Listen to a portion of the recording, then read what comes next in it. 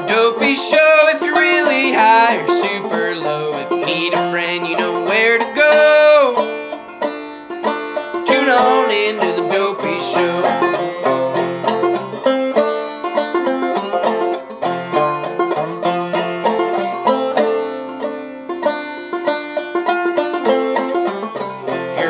Captain on a river boat or a battery thief at a Rite Aid store. If you're just about to give up hope, tune on into the Dopey Show.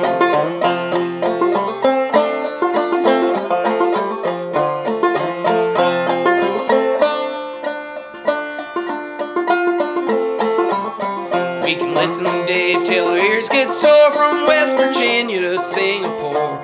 Miss our friends who ain't here no more. We'll see them over on the other shore.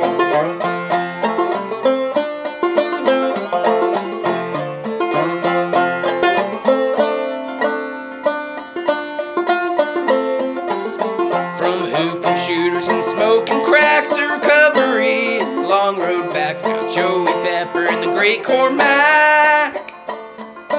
Thanks for listening, come on back.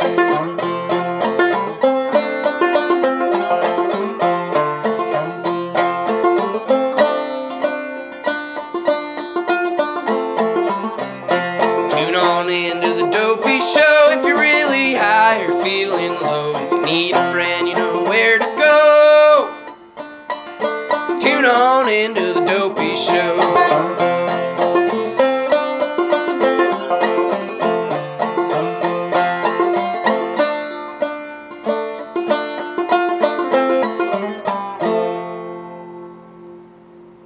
This episode of Dopey is brought to you by our very good friends at Oro Recovery. Are you looking for a place to go? Are you using? Do you want to get treatment? If so, check out ororecovery.com. They're located in sunny Southern California. They were established by Bob Forrest and his friends, Evan, Jared, and Bob. Their mission to treat addicts and alcoholics using compassion and connection rather than control. They have a staff with decades of experience in treating co-occurring mental health disorders, including SMI. They make sure that your detox is as comfortable as possible no matter what you're kicking. Everyone we know that has gone to Oro literally has only said good things. It seems like such a crazy claim, but it's true. Everyone has only said good things. They have amenities you wouldn't believe. Sound bath meditation, equine therapy, surfing, and of course, the potentially spiritually transformative sweat lodge. So, if you're fucked and you don't know where to go or what to do, go to ororecovery.com and then get on a plane and go to Oro Recovery in sunny Southern California. All right, this episode of Dopey is also brought to you by our very good friends at Sober Buddy. What is Sober Buddy? Sober Buddy is an app. But that's not all it is. Sober Buddy is beyond an app. They are a sober community. They are a sober platform. They have Zooms every week. And I could say we have Zooms because I'm part of the Sober Buddy team. So every Wednesday at 1 o'clock Eastern Standard Time, I host a Zoom. And people show up and we have a nice talk about recovery and addiction and techniques to get out of problems. They have a whole social media lattice feed of support and people. They do 11 other Zooms a week besides mine. We all know my Zoom is the greatest Sober Buddy Zoom, but there's other Sober Buddy Zooms as well. They have challenges that help keep you sober. They have a sober tracker, and they have a free trial membership. So if you're skeptical, but you're interested, go to yoursoberbuddy.com or go to the App Store or the Google Play Store, download the app, get the free trial, and give it a shot. And if you don't like it, you don't have to keep it, but I bet you will. I'm actually in touch with a lot of Sober Buddy people, and they love it. The Sober Buddy people love it. Sign up for Sober Buddy at yoursoberbuddy.com or at the App Store or the Google Play Store. This very special 400th episode of Dopey is also brought to you by our very good friends at Evolution Accounting and Consulting. Eric Gray and the boys in the Midwest somewhere. What are they doing? They are a full-service accounting firm that helps you with your taxes. It's tax season. Get on the horn. www.evolution-accounting.com. You get special discounts if you put the promo code Dopey in. Are you a business owner? Do you need help with your taxes? Maybe you're hearing this at the very moment that you realize you need to. You know what they say, there are no coincidences. Let Eric and his team help you. Their whole thing is they help you with stuff you don't care about or don't want to do or don't know about, like payroll and taxes and weird business stuff, so that you can do your thing. Do your thing. Let Evolution Accounting and Consulting do their thing so that you can do your thing. Again, you check them out at evolution-accounting.com. Put the code Dopey in and you get the special discounts. This episode of Dopey is also brought to you by The Phoenix. What is The Phoenix? The Phoenix is an amazing organization that helps addicts and alcoholics in recovery have fun. They have fun activities, stuff that brings people together to make positive connections and real friendships.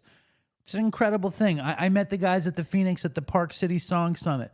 The Phoenix is all about helping those dealing with addiction, their friends, their families, their allies, and supporters to find strength in a new community, all through meaningful and fun activities. They do stuff at the gym, yoga studios, hiking, arts, music. We might be doing a big event in New Orleans right before Jazz Fest. The only cost of attendance is 48 hours of sobriety. There is no money. Check it out at thephoenix.org. They have classes where you can find at thephoenix.org/find a class. They have, I'm about to do fucking CrossFit with Chris Spallina in Brooklyn. Let's see if I actually get there, but I plan on going. I plan on the Phoenix being a big piece of my getting in shape. Learn more about what the Phoenix is all about and how you can join the movement at thephoenix.org/movement. It's free. Look for a Phoenix Dopey Nation Zoom crossover coming soon. Check it out. It's free. You can do whatever they offer if you have 48 hours. So check them out. And that's 48 hours of clean time. You don't need actually 48 hours to check them out. You can check them out right now.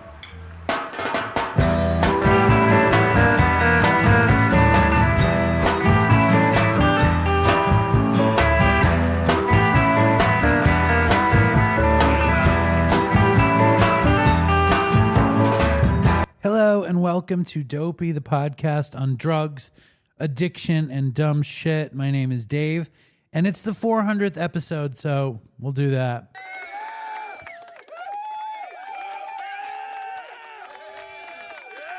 So that's good cheering, because it's the 400th episode. It's a big deal.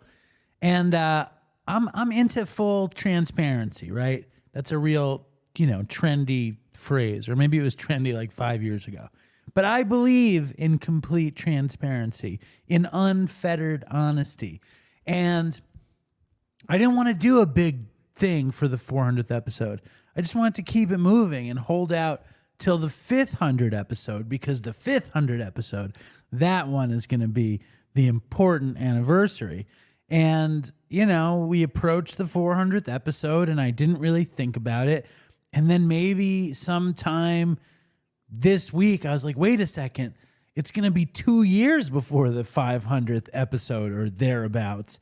And what if something happens in the next 2 years that, there isn't a 500 show? Or what if, I don't know, I love making a big deal about anniversaries and, 400 shows and 9 million downloads and all that kind of stuff.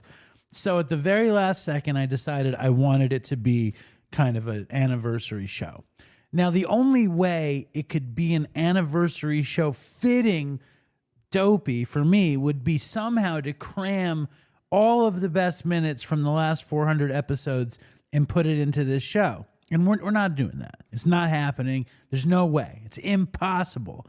And So we have some people just, we did a show. We did a normal show. We here for some dopey people. Jake the Snake Roberts is back. Jed from Church and Other Drugs is back. And my dad is back. And I figured, and I got a ton of emails and voicemails and stories and this and that. And I figured I would, relaxingly put the show together today, which is Friday, which the show should have been out an hour ago. But yesterday morning, Linda texted me. I was at a meeting and she's like, I want to go away. It's the end of winter break. Let's get an Airbnb and go tubing. So we went to the Poconos, and now we're in the Poconos and at this nice house, and there's a pool table in the basement. And of course, none of my kids can come close to playing pool. There's a hot tub outside that we went in, but it's 20 degrees. But we had fun. But Linda got sick. And now we are on vacation. Linda's sick. I had to take care of everybody, and it's 8:55 at night. Not to mention I'm driving on these weird back roads in the darkness, terrified of, murderous hillbillies or alien abductors or whatever. Just scared, right? So I got dinner. We had chocolate cake. Nora broke her tooth. This is a very long-winded intro to this episode, but it amazes me where the show came from and where it is now. When I think about when Chris and I started the show, I had a few months clean, and Chris wanted to do something fun and creative, and we decided to do this, and me and my family weren't even together. And now it's 400 episodes later, and me and my family are together, and of course Chris died. And there's so many of you guys out there who have been along for the journey. So I want to thank you for being along for the journey. I want to thank Chris. These are pre-show thank yous. There's going to be pre-show thank yous and post-show thank yous. And, we miss Chris. I miss him. I've been listening to old episodes, trying to, because we're doing this documentary thing. So I'm trying to get in touch with the old episodes, and it's crazy to listen to them and to hear him and to hear me and to, go back in time. And I got an email before we get into the meat of this show. I think we need to start here. We love to have fun. I keep saying we, the royal we, but we is me, Chris, you guys, whoever is involved with the show, Sam and Ray and Aaron and Amelia, the editor, and Britta, the artist. We're a big we, right? I got this email, and it's so painful, but I'm just going to read it because we want to have fun, but reality is you can't always have fun. And I got this email from this woman. Her name is Christina, and her son died. And this is what she wrote. Hi, Dave. I know that you have had communications with my son in the past, as he was an avid listener to your podcast, and I know this helped him a lot. Just wanted to let you know that he passed away yesterday morning from either a heart attack or an accidental overdose. He was really struggling with his demons lately, but his niece, who is a mental health social worker, was helping to get him into hospital care. He had signed the papers and was talking about his step positively. While he was waiting, he was using alcohol to excess and then eating too much, and I think his body just couldn't cope. The police found a needle near him, but could not find any new track marks, so I'm hopeful it was not an overdose. He had a relapse last year, and I found him totally unresponsive and managed to revive him with CPR. This time when I found him, it was too late. I just wanted to let you know I listened to heaps of your podcasts when he was at home with me, and he really enjoyed them. Thanks for listening, or thanks for reading, Christina. And her son's name was Jay.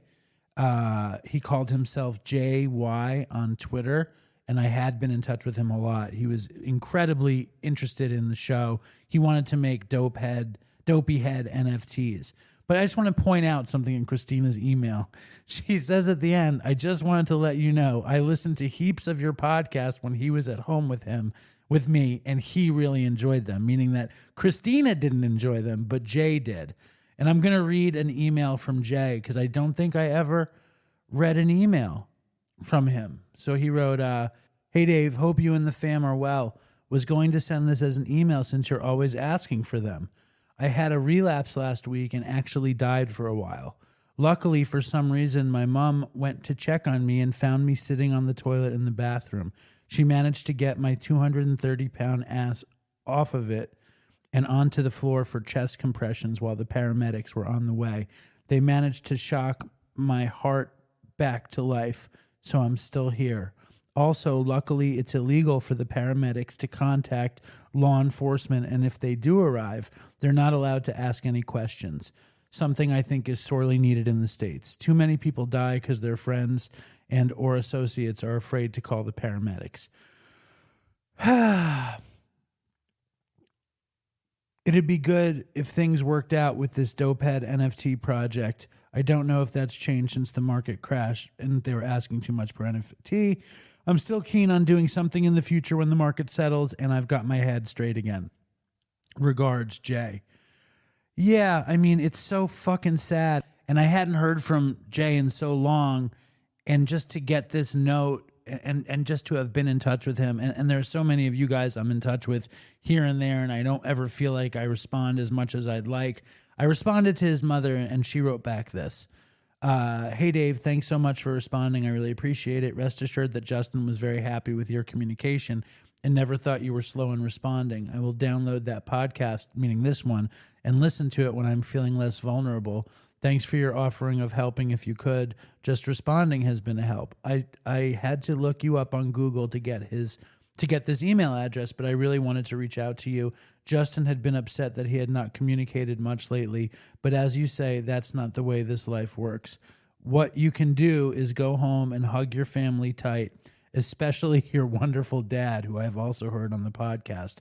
My family, 2 sisters, 2 son-in-laws, and 5 grandchildren are rallying around and doing so much for me. I won't be going back to the home where he died, as the sight of his room will just kill me. I am living with my girls while waiting for a rental to appear in an independent living village, and we are selling my house. Many thanks, and please keep up the good work you are doing in the community.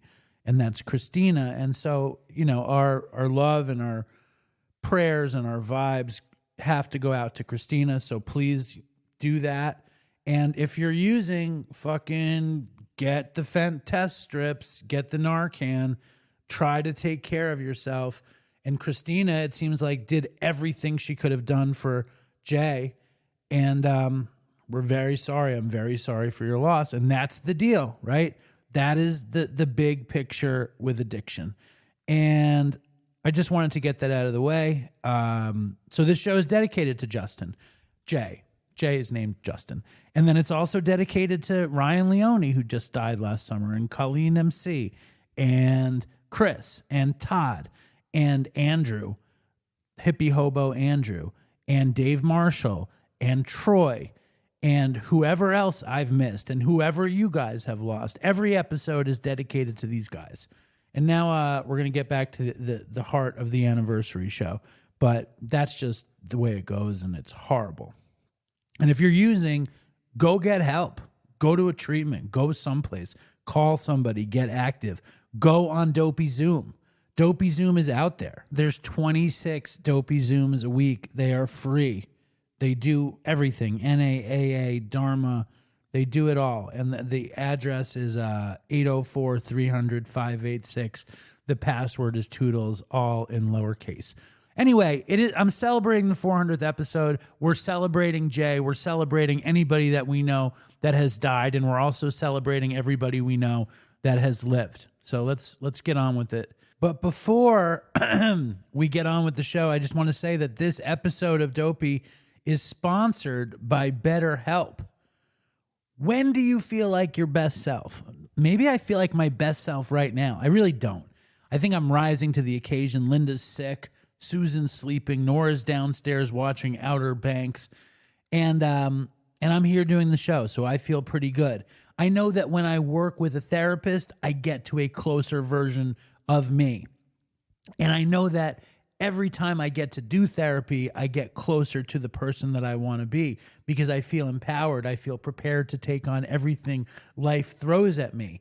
I've benefited from therapy because it's given me insight to the way I fuck things up. So I have to say that therapy can help give you insight to prevent you from fucking shit up and living your best life. It is not just for those who've experienced major trauma. Of course, it is good for them. And if you're thinking of giving therapy a try, BetterHelp is an amazing option. It's convenient, flexible, affordable, and it's entirely online. You just fill out a brief questionnaire to get matched with a licensed therapist, and you can switch therapists anytime with no additional charge, which is killer. If you want to live a more empowered life, therapy can get you there. Visit betterhelp.com/dopeypodcast today to get 10% off your first month. 10%. That's nothing to sneeze about. That's BetterHelp, HELP.com/dopeypodcast. This is the 400th episode. We are celebrating, and when we do anniversary episodes, we hear from the audience, because that's the other piece of the we and Dopey. The we and Dopey is you guys, me, and everybody that makes the show. This next guy is definitely part of the we in Dopey. I have to say he's a Dopey fanatic. His name is Ed. He makes Dopey art every day. He is part of the we in Dopey. If you are part of the we in Dopey, send in an email, send in a voicemail, send in some art, send in some music to dopeypodcast@gmail.com. Here is Ed. Hey Dave, this is Ed. Wow, congratulations on 400 episodes of the Dopey Podcast. Massive gratitude to you and Chris, fucking Toodles for Chris, for this thing that you guys created back in the days of the fish tank burble and vape knocks. And gratitude to all the co-hosts, the legends, and the misshapen toys that have guested with you guys over the years. 7 years. I started listening 6 years ago while still active, and through 6 months of self-imposed pissed off sobriety, and through my last relapse and rock bottom episode 5.5 years ago. And that was after 25 years of being an alcoholic, and I finally got sober in September of 2017. I'm grateful to Dopey, the Dopey Podcast, for keeping me company in those early sobriety days when I was freaking the fuck out on how the hell I was going to live a sober life. It gave me distraction and company through future tripping, anxiety, insomnia. In those early days, literally, you and Chris were my solace, my haven, my comfort. You guys gave me hope. No offense, but I figured if these two dopes could do it, you and Chris, then why the hell can't I? Why can't I put the hearse in reverse and get sober? You can't buy that kind of hope. It's something magical, and you guys gave that to me. It's priceless. For those early white knuckle and chemically imbalanced brain chemistry days, thank you guys for giving me that hope, and I'm forever in debt for that. For me now, almost 5.5 years later, still sober, it's just fucking fun. Between the podcast, Zoom, Patreon content, you guesting on other podcast episodes, DopeyCon, Dopey Nation, Dopey Zoom, there is so much out there. It's a community, it's camaraderie, it's support, it's the whole enchilada. And it's really a beautiful thing. So thank you, love and respect to you, and gratitude to you and Chris for being the progenitors of all that creation and for inspiring hope. Love you guys. All right, that's Ed. Thank you, Ed. Very beautiful voicemail there. I think he wrote it out, but it's still very beautiful. And Ed is trying to kickstart the Dopey street team. So if you're interested in joining the Dopey street team, write me, write the show. I'll kick you over to Ed. Ed isn't doing anything except making art. So we have to give Ed a kick in the butt. But historically, the street team has never done anything. But one day, the street team will rise up and cover the streets with Dopey stuff.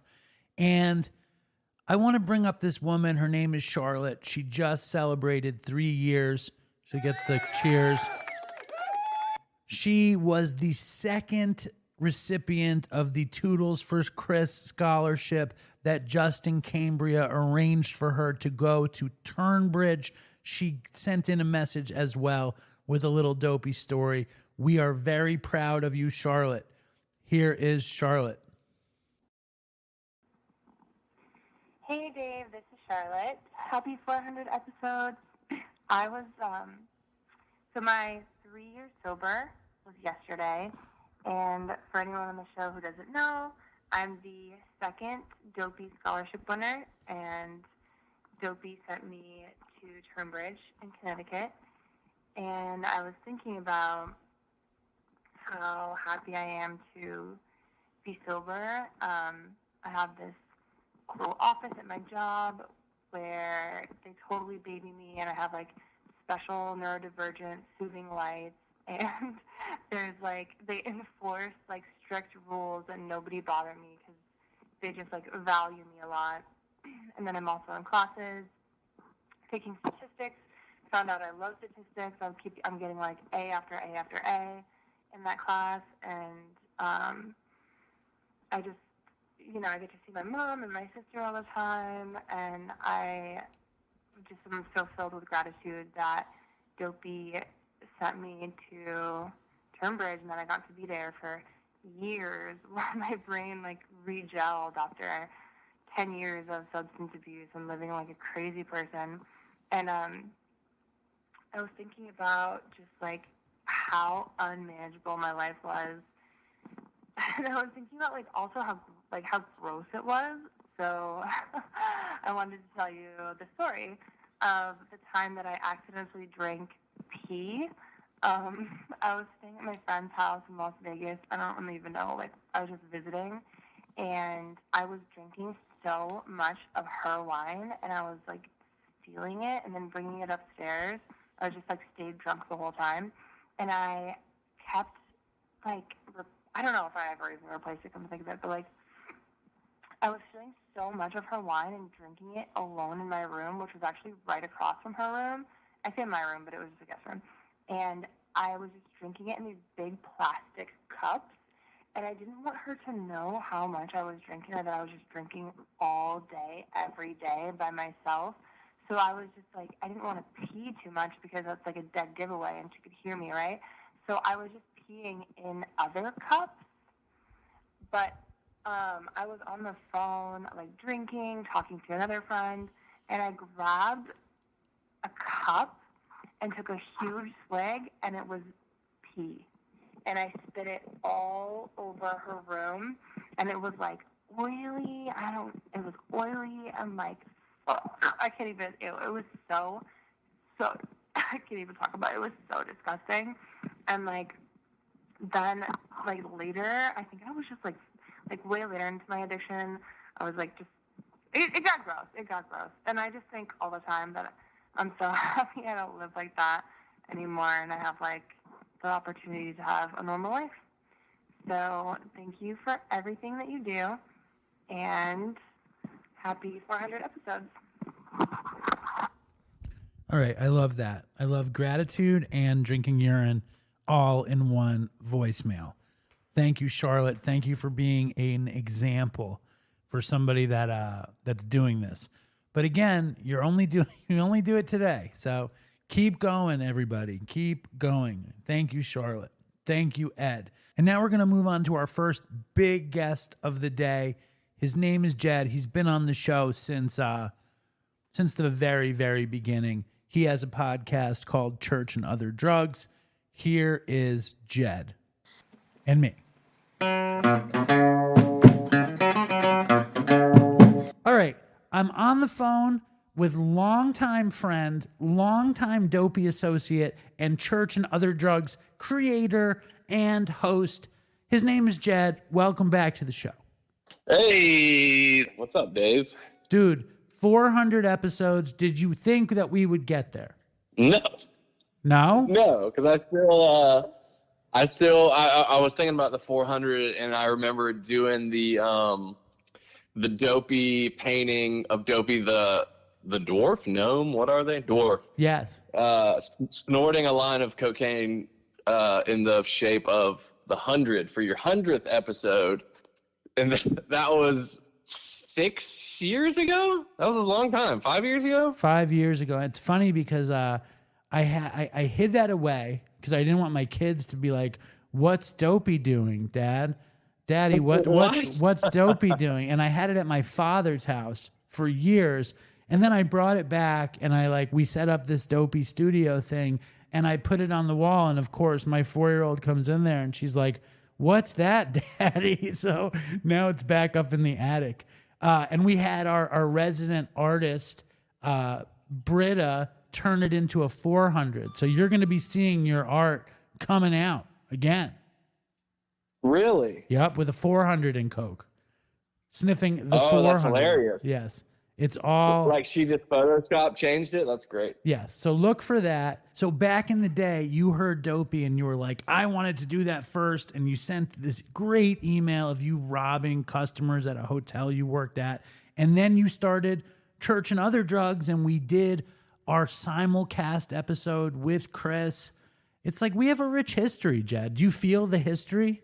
I do. It's really, it's like bizarre and interesting and cool and like unexpected, especially because what's interesting too is that like at first me and Chris were closer, or like because me, Chris, and Debesh would talk because we were all like pursuing like counselor and therapist and psychologist degrees and stuff, and we all had this like cynical view of AA, so we were kind of like, you know, negatively rubber stamping each other's like AA cynicism and shit. Right.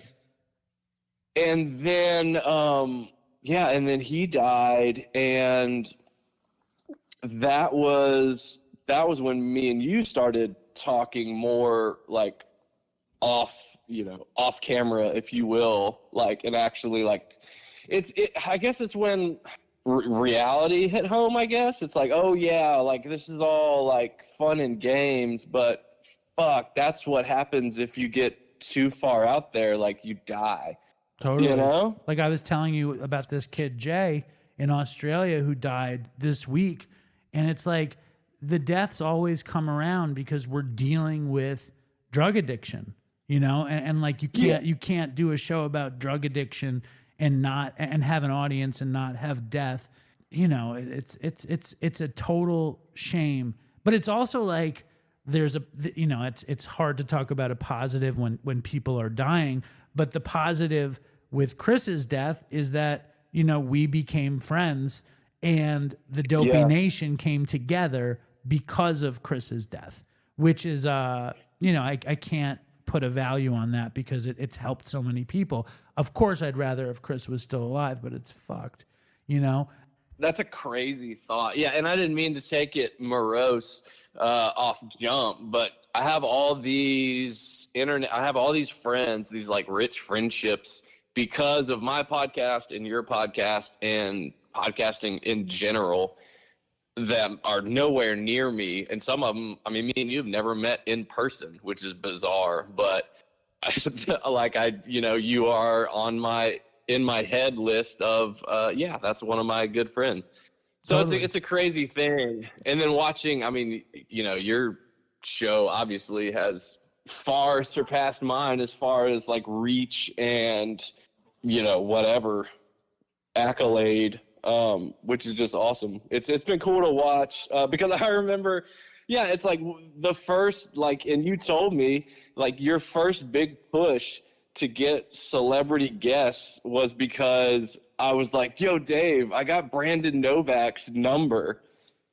And I was like, I think I'm going to try to call him to get on the show. And you were like, fuck that, I'm going to get him first. And you ended up getting Brandon Novak on first. Do you remember that? No, but I like this story a lot.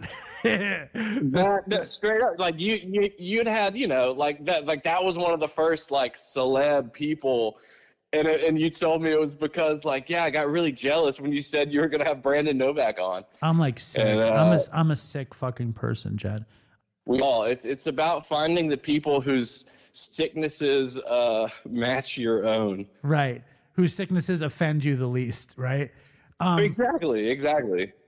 And, like, you're coming up on the 300th episode, and you've fucking been through the ringer. You know what I mean? Like, it has not been an easy go around, but I like to have you on this episode, number one, because of the history, but number two, because you're in such a good headspace. We do get to talk from time to time, and I feel like, you know, you've stared down some demons in the past couple years. Yeah, no, for sure.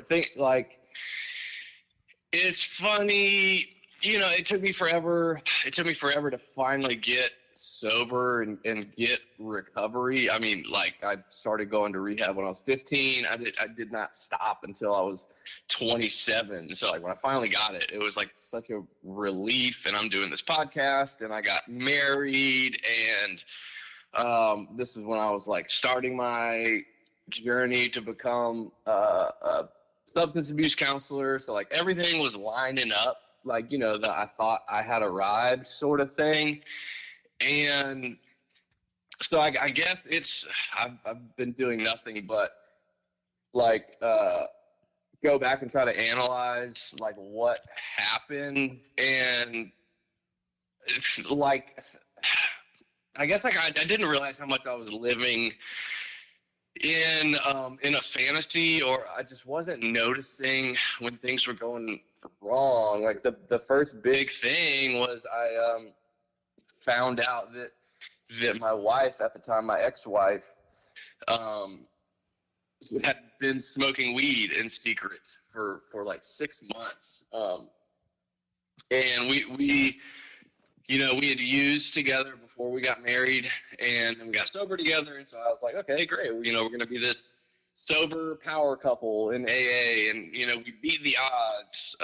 So there's all that ego tied into it. And because everyone, you know, told us how junkie relationships never work out, and like, it's a mistake and all that.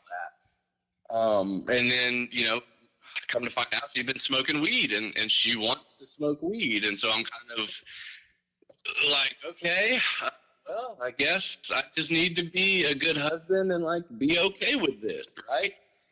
And I've also had a lifelong struggle with taking antidepressants and like depression and anxiety. And it was such a perfect storm. Like I had never, in my mind, I was like, well, I've never been sober this long before, so maybe I don't need antidepressants.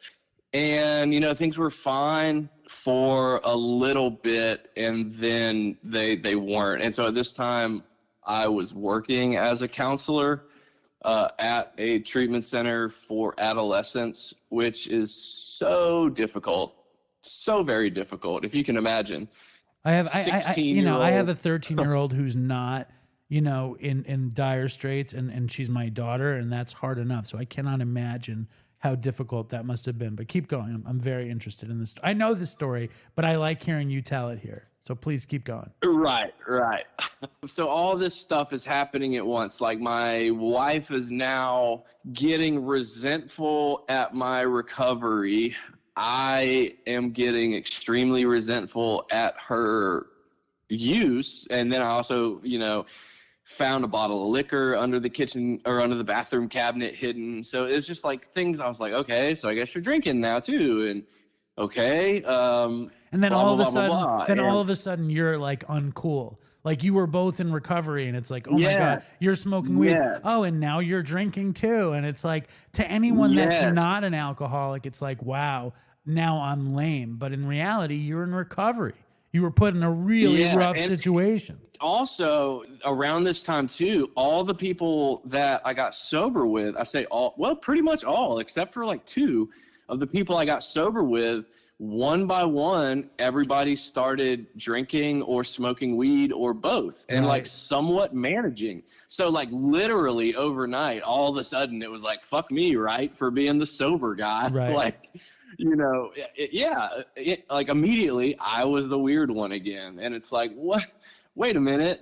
I thought we were in this together. So the storm was brewing, right? And depression was getting bad. And to make a long story short with that, I went to my doctor this doctor, I thought he knew what was up. You know, I'd been seeing him my entire time in recovery, and I was like, hey, you know, my motivation is shit. My mood is shit, you know, but I don't want to try like SSRIs or anything like that. And he was like, well, what about stimulants like Adderall? And I was like, you're like, that sounds good. well, I mean, dude, at first I was like, that sounds sketchy. I'm not opposed necessarily, but like, let me find out. So like, you know, I told my sponsor, I told my boss, I told everyone I needed to tell, and everyone was like, you know, if your doctor says you can, go for it. And he knew like, your okay. Your doctor knew everything, right? Yeah, everything. It's like, what do you think? What do you think about that now? Oh, well, I found out things later that like he also was an addict, or like basically like he was getting fucked up on the side and just not a healthy person. Like he was a nurse practitioner who could prescribe psych meds. Like, no offense to any nurse practitioners out there, but dude, you know, as a smart doctor recently has told me, it's like I'm smart enough and I know the lingo enough to be extremely dangerous to myself with certain doctors that I can just convince them to give me what I want. For sure. It's like, you know I used to do that as often as I could. And the funny thing is, we're sitting here like playing armchair quarterback, like about your psychiatrist's recovery program when he didn't have a recovery program, right? He was just a fucking psychiatrist writing scripts. You know what I mean? And like, who knows what his life is? And and this again is like after the fact, and it's, you know, I'm pointing my finger at you, like you knew better. I knew better. Deep down, today I can say I absolutely knew better. Totally. But it was, and looking back now too, it was just like, man, I needed something. Like my life was falling apart. And around then I developed this complex also where I thought, because of my quote status as this known person in recovery, and it's what I do for a career, I thought that I could not use 12-step programs like I used to, because I felt like, you know, they say it's anonymous, but everybody secretly talks shit about each other, and my reputation is going to be ruined, and all this ego stuff. I mean, even now, this conversation is like me trying to practice humility and like the concepts of rigorous honesty and that sort of stuff. Yeah, but I want to say, you know, before you say another thing, like this shit is gold. You know, like this shit is like, this is reality. This is what's going to help someone else. This is going to help you. This helps me. Yeah. This is fucking, for me, this is what the show should be about. Besides dumb shit. What was I going to say? Where did your professional and public and podcasting persona deviate from your 12-step program exactly? Probably at the point I took Adderall. Right. And then you were like, I can't say it there. I can't tell them. Yes. And so what that did was start that snowball of dishonesty. It's like, you know, the more honest you are, the more difficult or obvious it is when you are dishonest. And if I am dishonest and I don't get honest, then that crack in the door just gets wider and wider and wider until it is just flung open, and then anything is game, right? And this is what I found out. Explain that more to somebody who might be in your shoes right now out there. Explain that a little bit more, because I really think that's a great way to describe it. Yeah, the analogy that I've always used is that, like, say I've got an extremely messy room, like hoarder style messy, okay? It's no big deal to throw another plastic bag or another t-shirt into the pile. No big deal. Don't even notice it. But when I do a 4-step, when I do an inventory and I deep clean that room, and now it is spotless, it's so obvious when I throw a t-shirt in the middle of the room. Right. Right? And then at the same token, it's no big deal to pick up that one little t-shirt. All right? Right. But if I throw that shirt down there and I leave it, and then the next day I throw, you know, a cup, and then the next day I leave some plates, and then, you know, before you know it, that room is filthy again. You wouldn't believe how filthy this room is right now, by the way, as you're describing all that. It's horrible. Well, clean that room. I'm with you. But I just keep paid going. someone clean our house. Yeah. Keep going, because like I mean, no, we pay someone to clean our house, but I don't let them into this room for no reason because I'm a fucking idiot. That's so funny. That's our art room that we don't let them in either. It's like that one we'll do with ourselves. So I had this dishonesty building, and then the next piece of the perfect storm was coronavirus, right? And so like my shred of like accountability was at least I still have talking to my sponsor. I'm still going to my men's book study weekly. I at least still have that, right? And then I had two friends that I was very close with that knew most things about me, right? So then coronavirus happens. And so now I have not only an excuse, but like a mandate to stop doing like anything. So now I don't have to go to my book study anymore. I don't have to be accountable to anyone. And my two good friends ended up moving. One of them moved to Baton Rouge. And so now I'm on my own, stuck in the house with a marriage that's falling apart. There's weed all over the house. There's like beer in the fridge now. You know, just the disrespect, like looking back, the disrespect of, you know, this is someone that's like seen me overdose, and now you have beer in the fridge and I'm supposed to just be like cool with it, you know, like it's a challenge. It's a challenging situation. It's a challenge for two sober people to get married and one of them decide that they're done being sober. That's a challenging situation for sure. Yes. And one of the ways I figured out to cope with it was, and really this kind of goes hand in hand with amphetamines for me, is gambling, is slot machines is my main vice. Like when I was doing meth, that was the meth head thing to do in Baton Rouge, Louisiana, was just hang out at the casinos all night and buy meth, do the slot machines and that whole thing. And so I figured out that the perfect escape, I mean, air quote, perfect for me was just to, be twacked out on Adderall, put my headphones in and just go sit in front of a slot machine. And that, that's when things just got bad. Let me ask a question. And I went, because I never took that much Adderall. I might have taken it once. And people, if you watch memes, everyone says Adderall is meth. How similar an experience is it to sit at a slot machine on Adderall versus sitting at a slot machine on meth? Well, the other thing also was that, so to counteract the tweakiness of the Adderall, I also ended up getting prescribed gabapentin, right? Okay, and wow. Figured out, and, any junkie worth his salt knows the ways to make gabapentin abusable. And so that combo like just lowered my inhibitions enough to make it just so bad for gambling. And like the dopamine spot was just getting hit, right? And so that combination was extremely similar, Once you're adding gabapens into it, it's like the low grade legal speedball at that point at the casino. Yeah.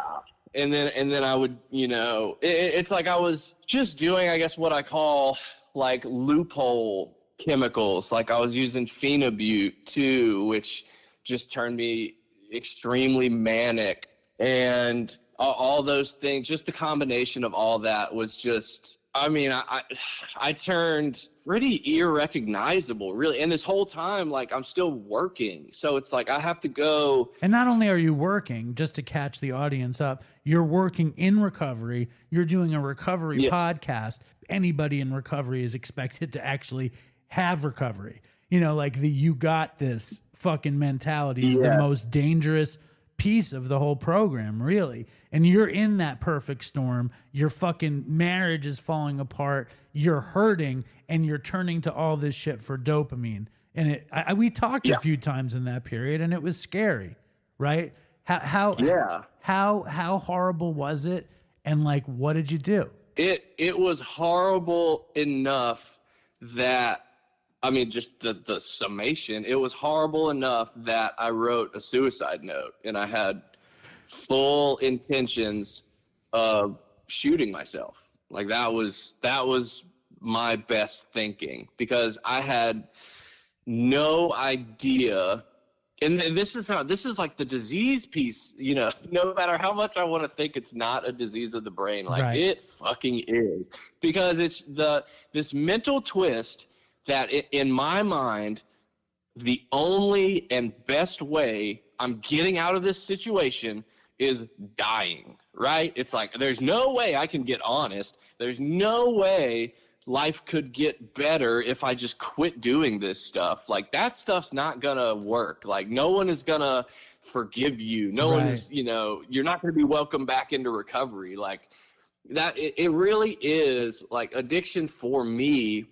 And we've talked about how this too, how it's like, we've got it bad, like maybe more so than others, you know, whatever. But this thing that I have, like, is at most times actively conspiring to kill me for whatever reason. I was thinking about that the other day, like how bizarre of an existence living with an addiction is, and like how difficult it really is. Like, if you really, and I guess I'm saying this to like encourage people. It's like, if nobody tells you that like you're doing good, if you're sober today, like you're doing pretty fucking good, man. Like it's not, my default setting is like, get fucked up. Like that's just what it is. In that horrible low, and I agree with you. And I think to offer support to the Dopey Nation like that is a beautiful thing. And it's true. If you're a fucked up addict and you're not using, you should fucking take a minute and pat yourself on the back, because it might not be perfect right now, but it's so much better. I was complaining this morning to my friend,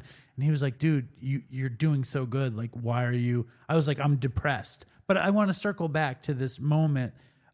Did you have a gun? Yes. Talk about perfect storm. I had gotten a gun during the when I was like, oh shit, here comes COVID, like survivalist mindset. Like I need a gun to protect my house. And so I bought a gun for the pandemic.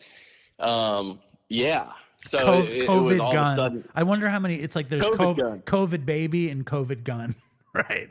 COVID gun. Yeah. Absolutely. Amazing. So how close were you? I've never been in that spot before. Like where I've like thought about it, wrote out a note, made relatively definite plans. And so I ended up not doing it that night. And then I woke up the next day and I went to work, and thank God. And I mean, that's what I believe, that it was, you know, this was spiritual intervention type thing. My buddy at work was like, hey man, how you doing? And like, for whatever reason, I was just like, I just shattered, dude. I was like, I am not good, man. And I'm just like sobbing, and we're in the front office, and I'm just like, I just broke. I was like, dude, this is not good, man. Like, I want to die, and I did this. And he was like, oh, fuck, buddy. Right. At least you were in the right place. He had some experience for how to help you, though, right?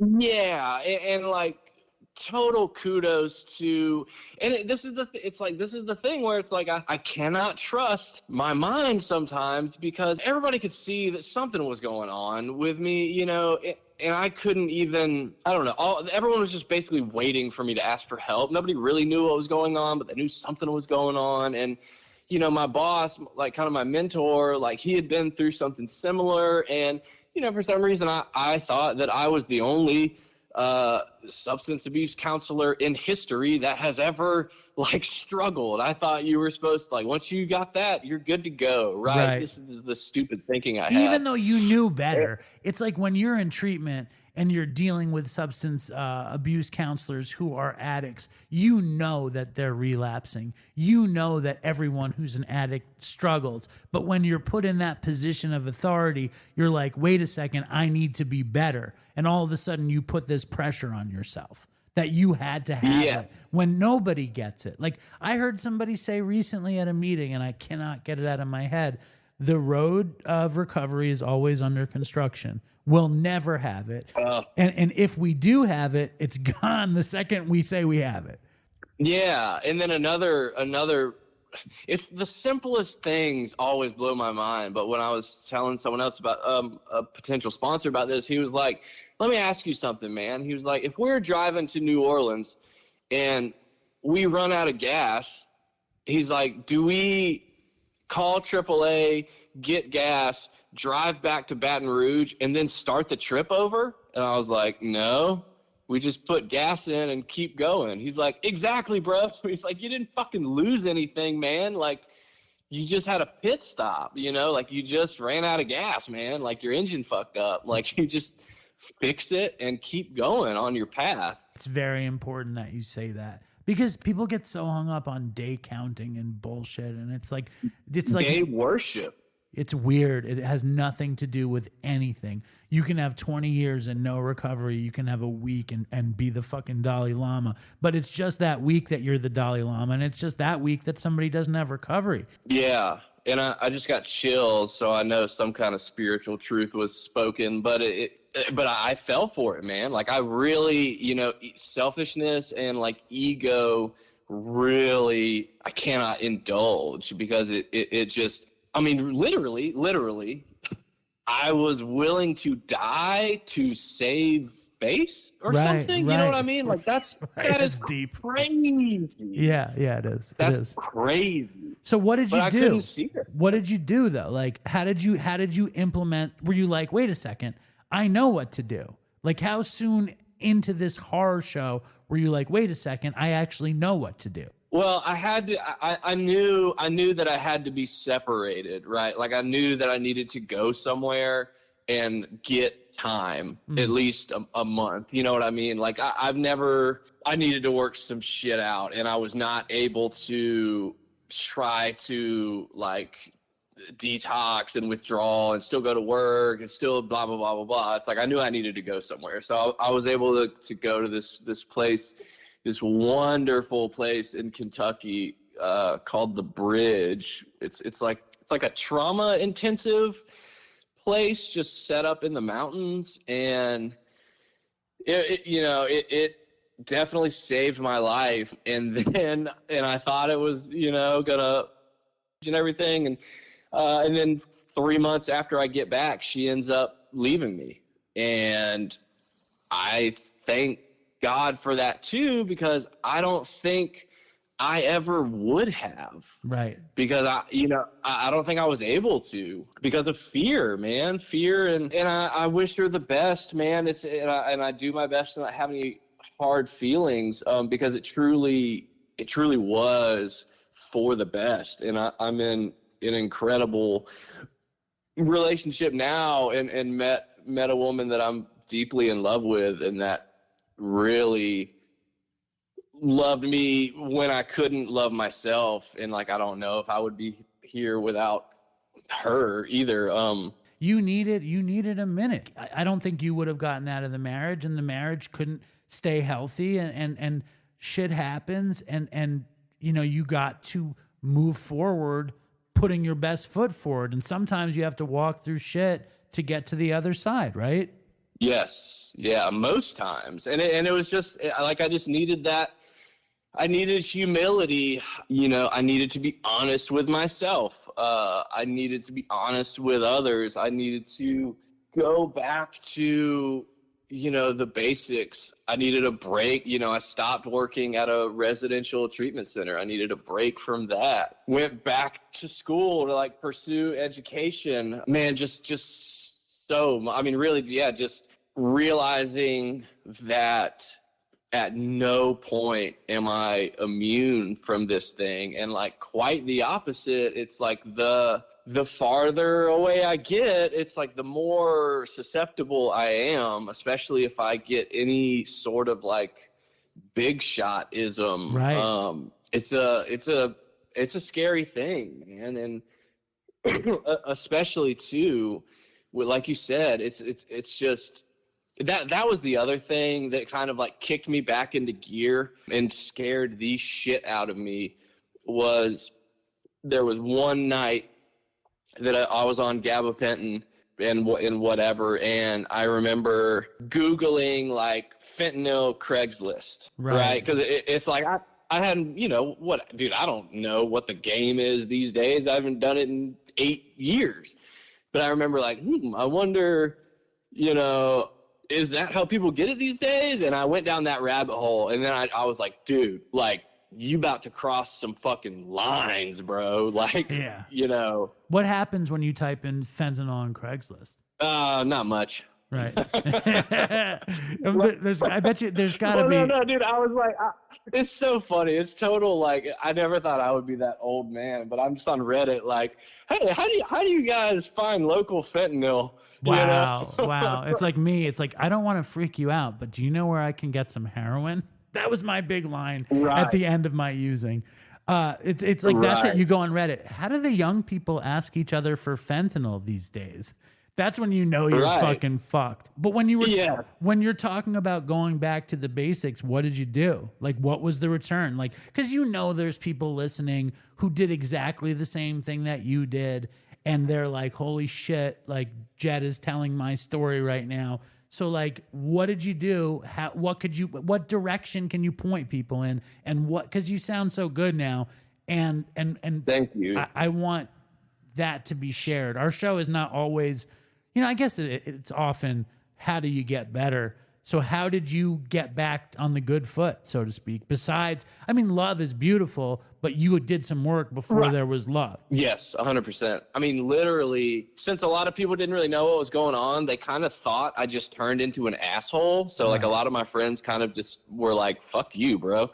So I went and like amended those relationships. I told them what happened. I told them that I needed help. A big turning point was I went to a step retreat weekend that my old sponsorship lineage does. And on the last day, I ended up just like breaking down in tears and just telling everybody there what was going on and that I needed help. And so I just got back with my old sponsor, man, and started going back to the weekly men's group book study. It's just a core group of like between 5 and 6 of us that like we've just known each other for years, and we know each other's tells and bullshit and all that. I found a really ducked off NA meeting that I didn't really know anybody at.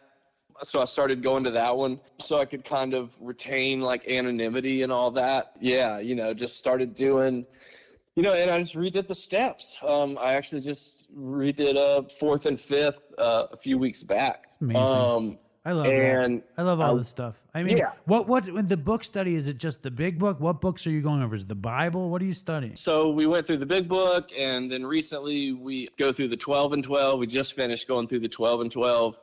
12 Steps and 12 Traditions, which I enjoy that more than the big book, to be honest, because it's one of those, every time I read through it, it's like, oh, damn it. I don't want this shit to apply to me, but oh, does it? No, this morning I went to a meeting and we're reading the 12 and 12 and we're reading step 4. And I shared about big shotism and like, I'm still I did 4th step twice. I don't do my 10 step on a regular basis. I know that's next level shit. But like, I'm in my defects every day. Even when I'm doing well, I'm in my defects. The defects never stay away. It's like vines and cockroaches. But like, the fact is that if we stay mindful of it, if we can swing back to it, that's how we shine the light on it, right?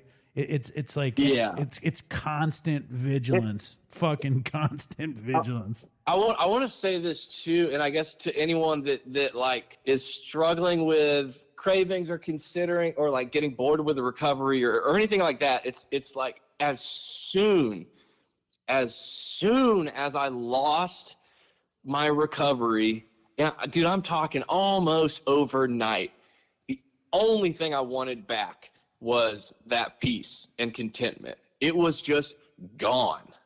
Like, where it was like I'd worked so hard, to finally get in recovery and get that, like, whatever, dude. I don't care about time. I don't care about possessions. I don't care about all that shit. I fucking loved waking up in the morning and just being like, all right, cool. Right.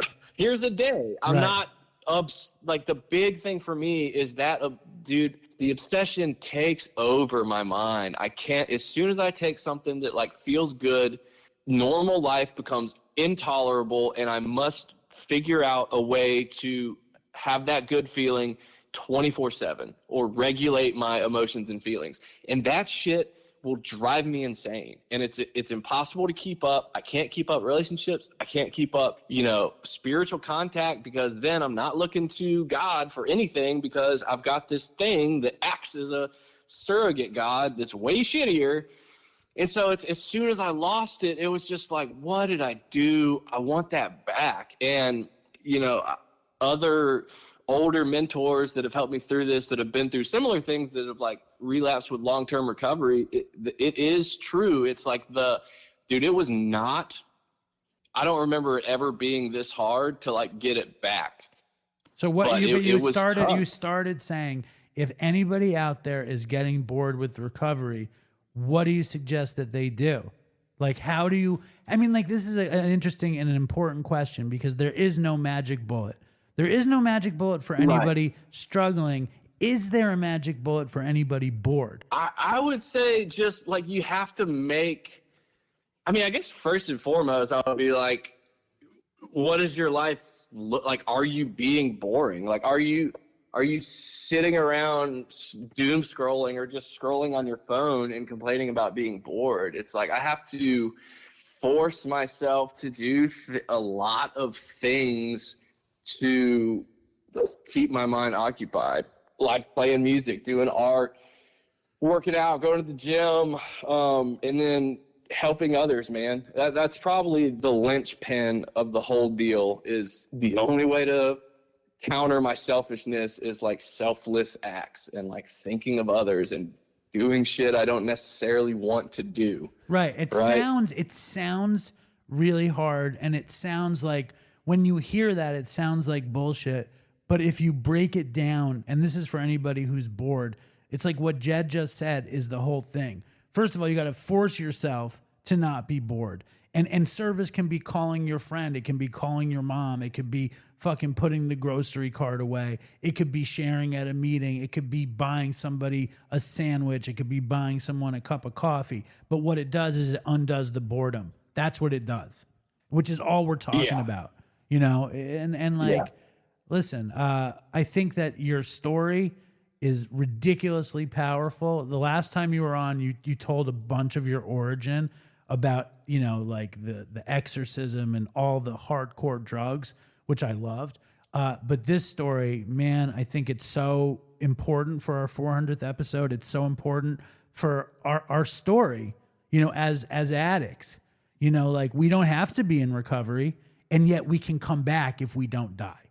Like, it's fucking amazing. Yes. It's amazing. Yeah. Well said, man. And yeah, thanks for dredging it out of me. It's a scary thing to do. You're great. You did a great job. Man. Dude, I know, but it's like once you started talking, you knew that what you were doing was exactly what you described. Yeah. For sure. What I mean is and just doing this is going to help somebody else, and that undoes the boredom.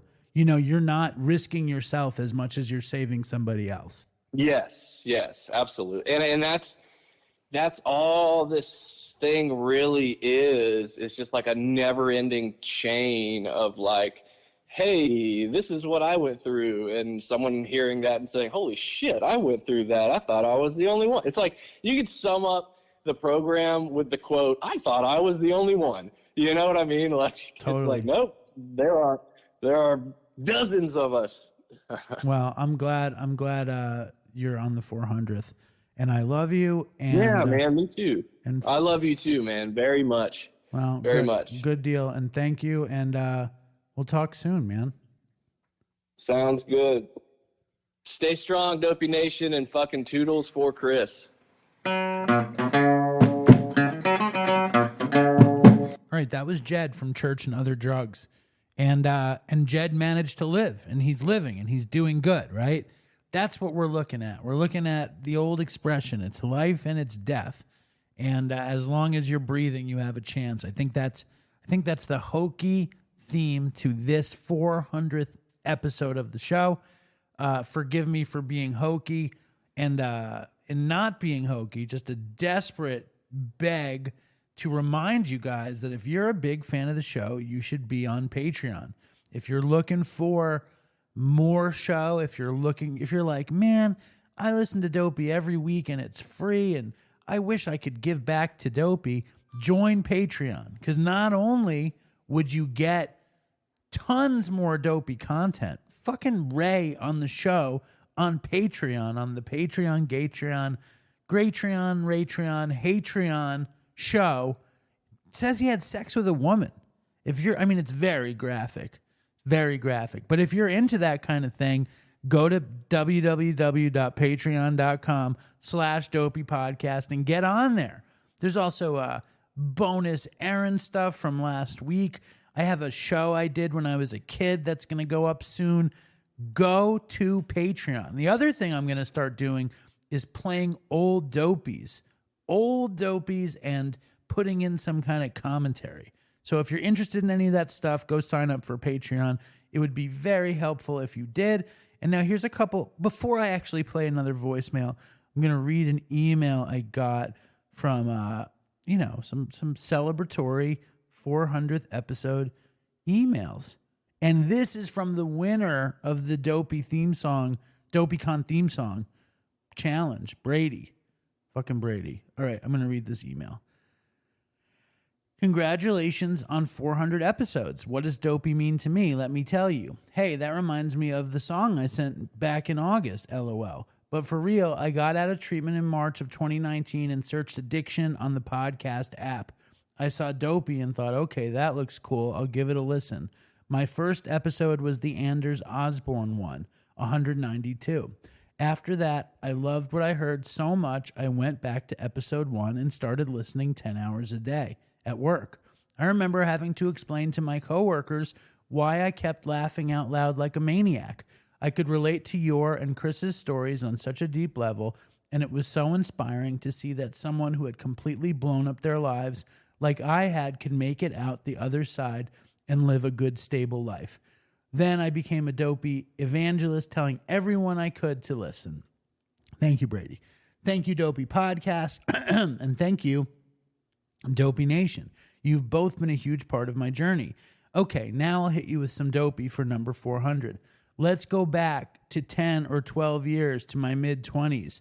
My opiate addiction is just blossoming, and I'm back living at my mom's house on the couch. Now, I know this is not what I want for my life, so I start putting in a lot of work to get my life back on track. And what that work consists of is me staying home all day, smoking weed, popping pills, and watching the FBI Files TV show on bank robberies. My plan is to figure out how to do it successfully without getting caught, and then save up some money to start a legit business. Totally not delusional at all.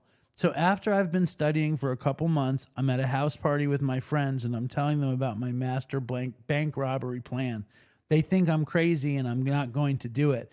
So I say, yes, I'm going to do it and I'll prove it. I'll go rob the gas station up the street right now.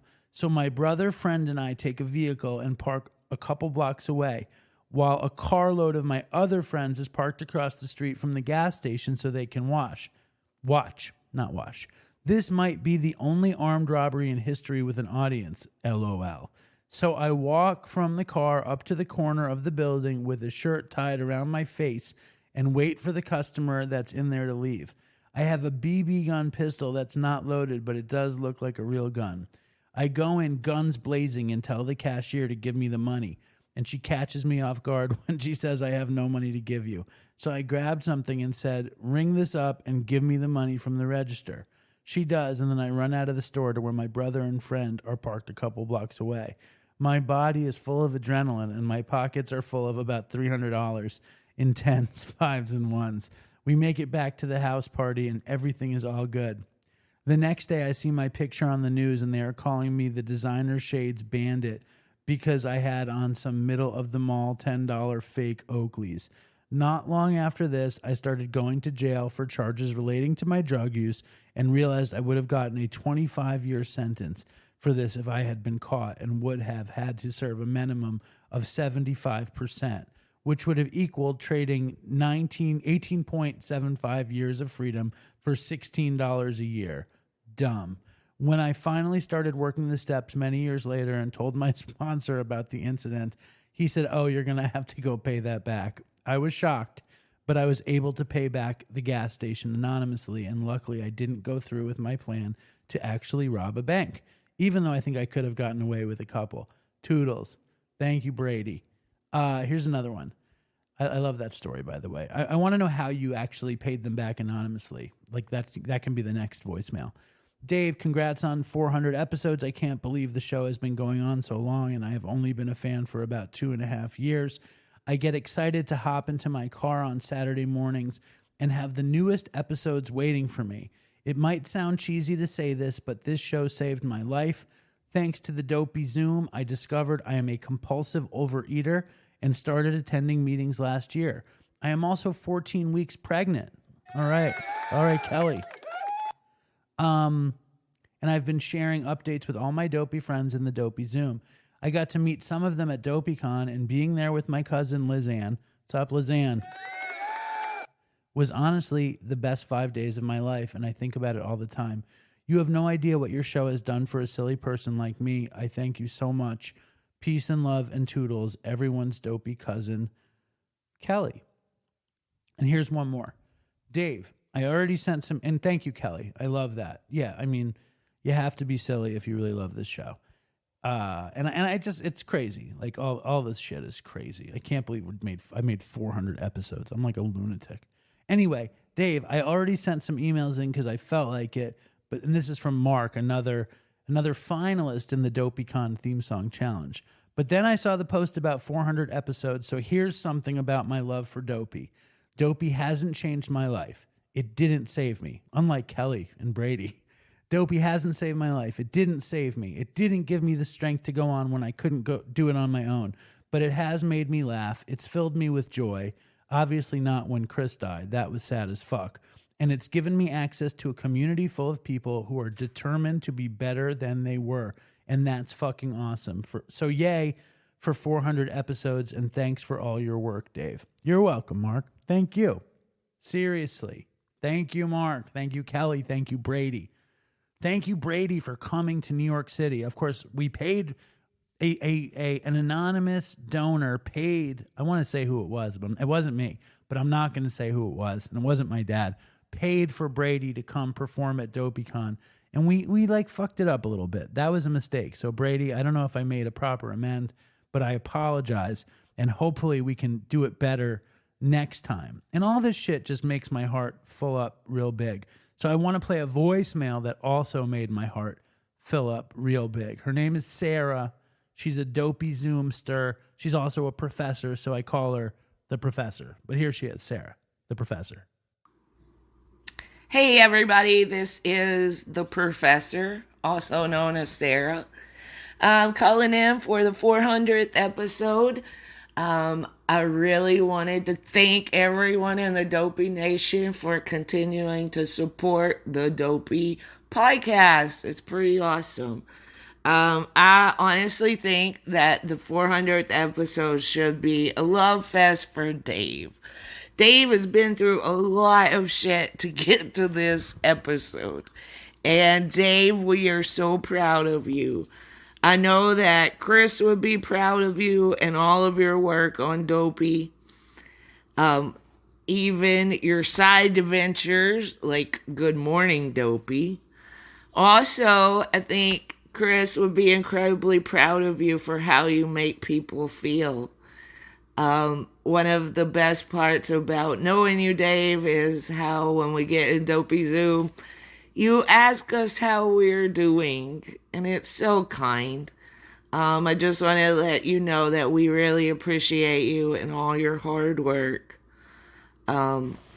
Stay strong, and Toodles. Thank you, Professor. That was a vintage Toodles. I like that. And, it's tons of work, but is it work if you love it? I don't know. It's an interesting question. The answer is yes. It's totally tons of work. It never stops. Endless work. Endless fucking work. And I managed to get another one of my heroes to come back on the show again. He was, a superstar. In the 80s was his heyday, but he fucking rocked it for a long time. And he is definitely one of us, and he went down hard. His name is Jake the Snake Roberts, If you like wrestling, you know who he is. If you don't like wrestling, you might know who he is. It's an honor to have him back on the show. Here he is, Jake the Snake.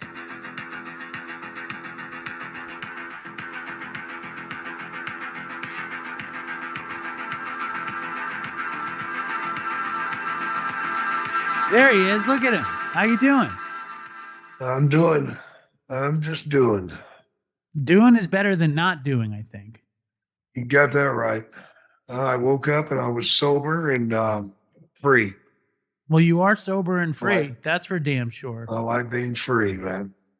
So last time you were on, we stopped because you were struggling with your breathing, with smoking. Right. So what the fuck is going on with smoking, Mr. Roberts? Talk to me.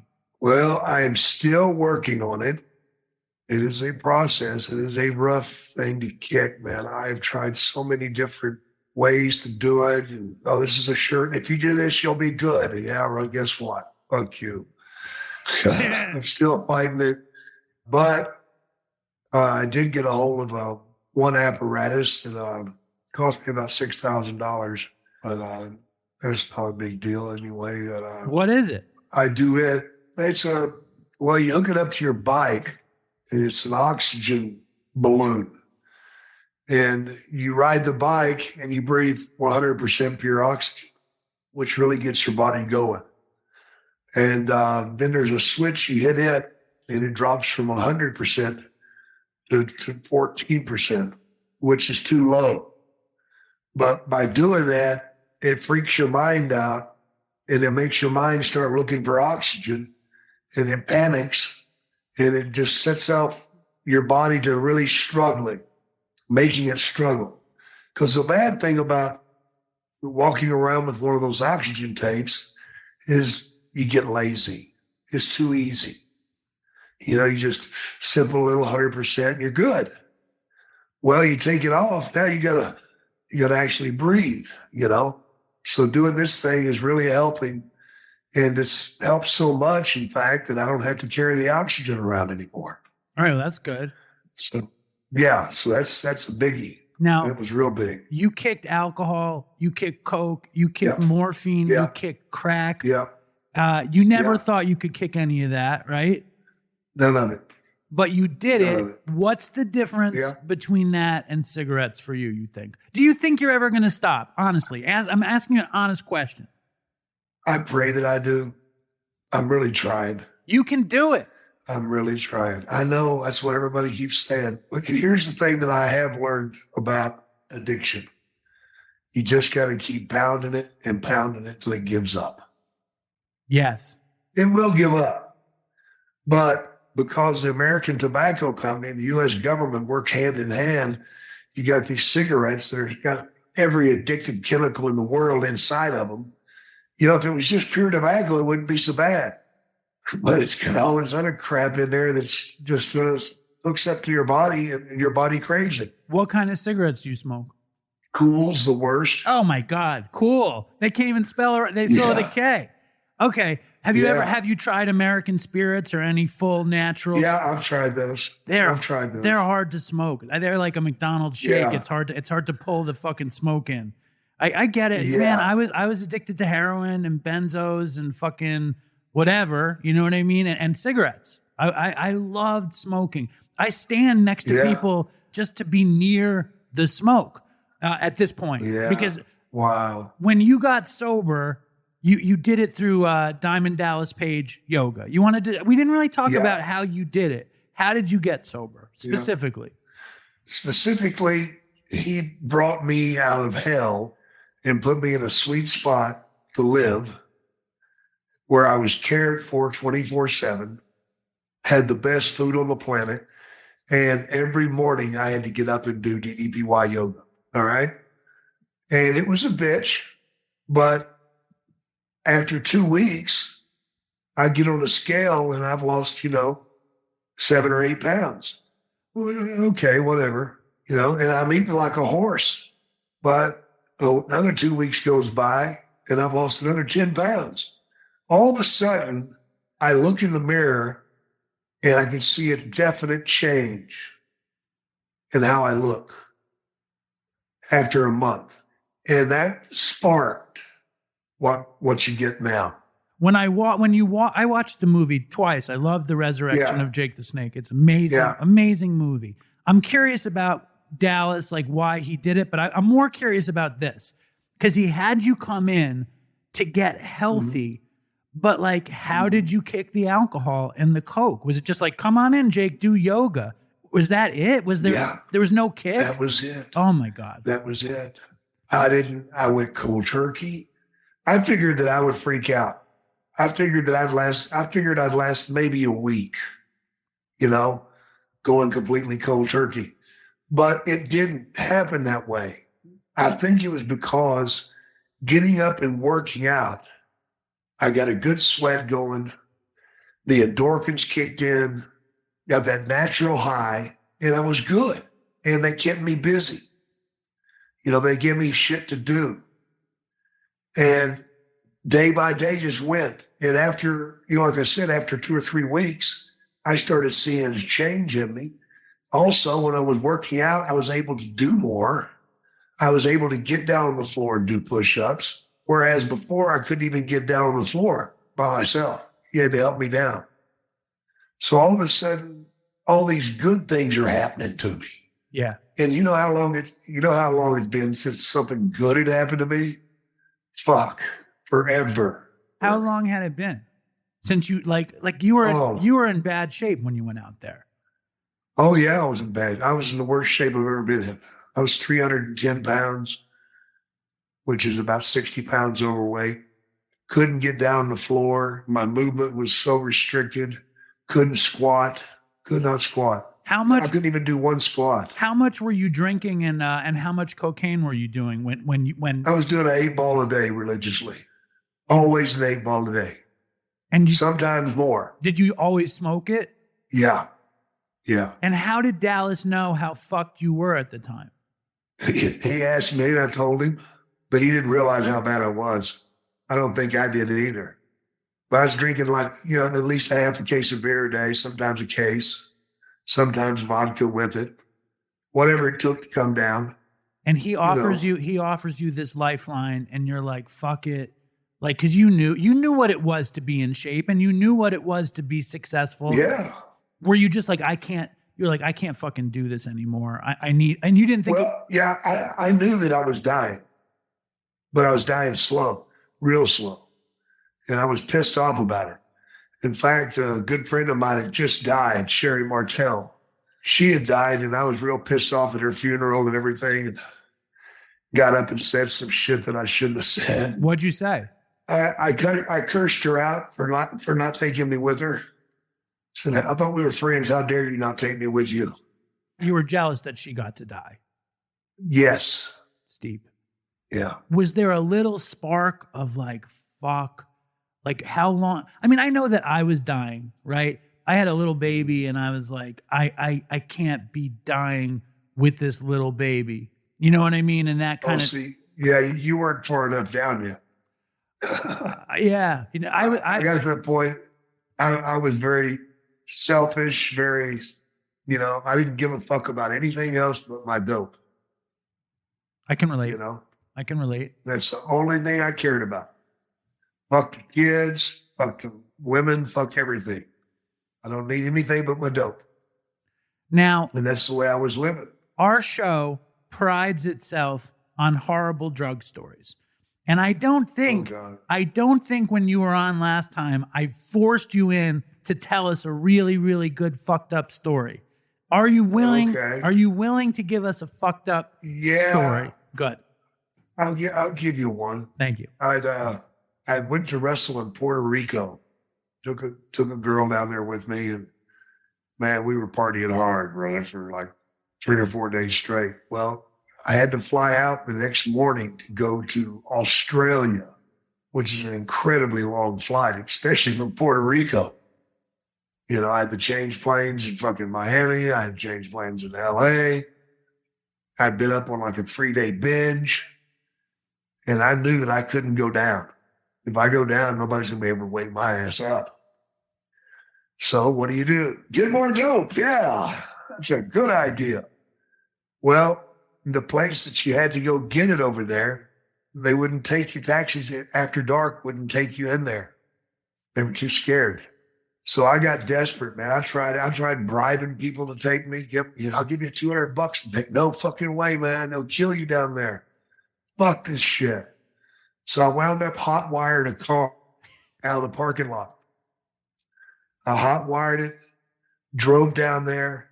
Man, as soon as I pulled in there, people are coming out with fucking Uzis and all sorts of shit. Motherfucker, we're going to kill you. You don't come down here after dark. Nobody comes down here after dark. Mother, you're going to die, you piece of shit. And then some guy goes, wait, Jake the Snake? Oh, no, Jake the Snake. Oh, Jake the Snake in the house. Hey, it's okay. It's okay. He tells the guys, okay. So they wound up getting me my dope. And they gave me like 5 times more than I wanted. Amazing. Just a handful of shit. And I've got like 5 hours to smoke it, right? But then they tell me, okay, amigo, don't ever come back down here at night. And to punish you, we're going to take your car. Oh, you're going to keep my car?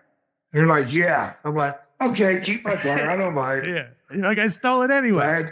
I had to walk back to the fucking hotel, which, here I am walking down the street, hitting the fucking pipe, fucking sweating like a pig, breathing.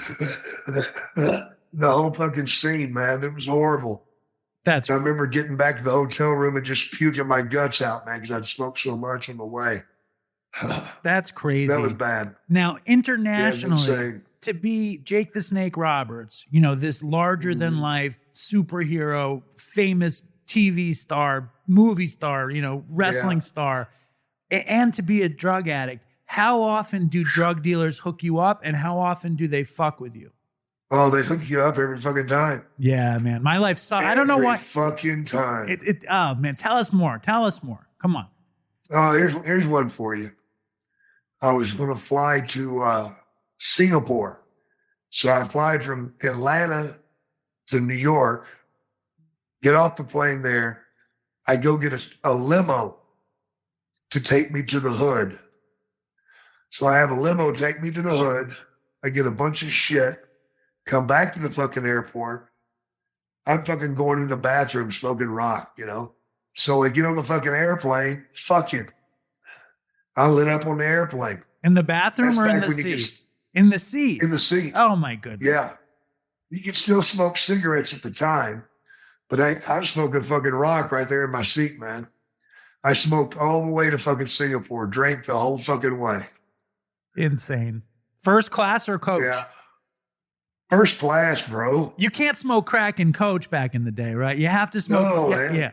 You can't fucking smoke crack. No, actually, there were about 5 guys in the back smoking because I hooked them up. Oh, my God. That's fucking insane. Plus, getting off the plane in fucking Singapore, any drug offense is automatic death. Terrifying. So you had to do it all before you get there. No, fuck no. I walked right out of the fucking country with a bag full of it in my pocket. Oh, my God. And did you run out in Singapore? Just crazy. Did you run out? Oh, yeah. So what'd you do? Oh, yeah. Got more. In Singapore? Oh, yeah. Through your people or is people there? People there. How do you navigate Singapore to get coke? I don't know how it is, man, but, you just look at somebody and you go, oh, yeah, they fucking do it. It's the same as anywhere. Start talking to them. Yeah. And everybody wants to hook you up because you're Jake the Snake, It's a double-edged sword, I bet, right? It's a fucking double-edged sword. Yeah, it's more than 2 edges. It's got about 20 fucking edges. Yeah, because it's fucked up. Because, on one hand, it's a great story. It's a great story for me to hear as a drug addict in recovery. You tell me the story, and you know how I feel hearing it. On the other side, when we talk about our bottoms, these things contribute to them. I heard you talking about. Absolutely. I heard you talking about something that your father said to you. It was a quote that really stuck out in my head. Your father did a lot of shit. You know what I mean? He wasn't the greatest father. He was not a good father. No, he wasn't a friend. But he said something that I listened to him say this and it changed my life. You can either want to make it big or you can be one of the boys. That's right. Right? So, I think I always wanted to be one of the boys too. I think it's an addict thing. We need to to belong. We want to fit in. And for you, it started there where your father didn't accept you, right? Right. And then you become world-class, famous wrestler to show him, I'm worth loving. I'm worth something. Yeah. And he never got it. He never got it. But the fact that we can sit here and connect as sober people who have been through the mill, it makes it worth it. You know what I mean? Like you. Oh, for sure. And I love that. I want to know more. I have a lot of things I wrote down. I have a lot of things to ask. I'm going to jump all over the place. All right.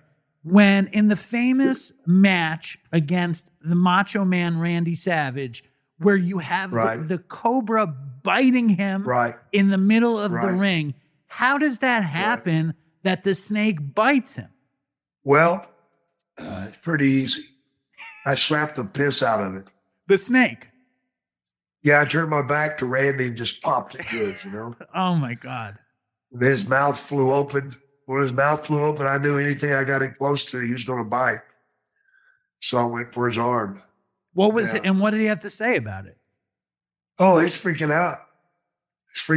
Well, see, what happened before the match was he came to me, and he's like, so we're going to fucking hook the snake up tonight. Isn't that the deal? And I'm like, yeah, we're going to do it, man. He's like, well, are you absolutely sure that snake's been fixed? I'm like, fuck yeah, it's been fixed. So the venom sacs have been removed.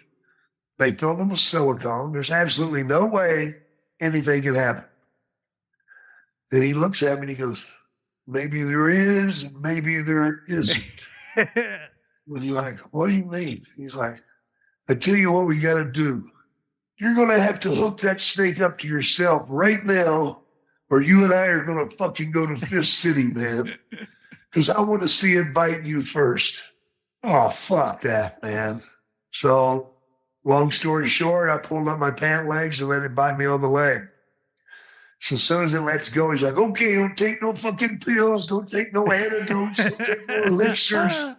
You know, don't take anything that can help you. Don't drink no fucking water. You know, it was crazy. So I had to let it bite me first. What did he say afterwards?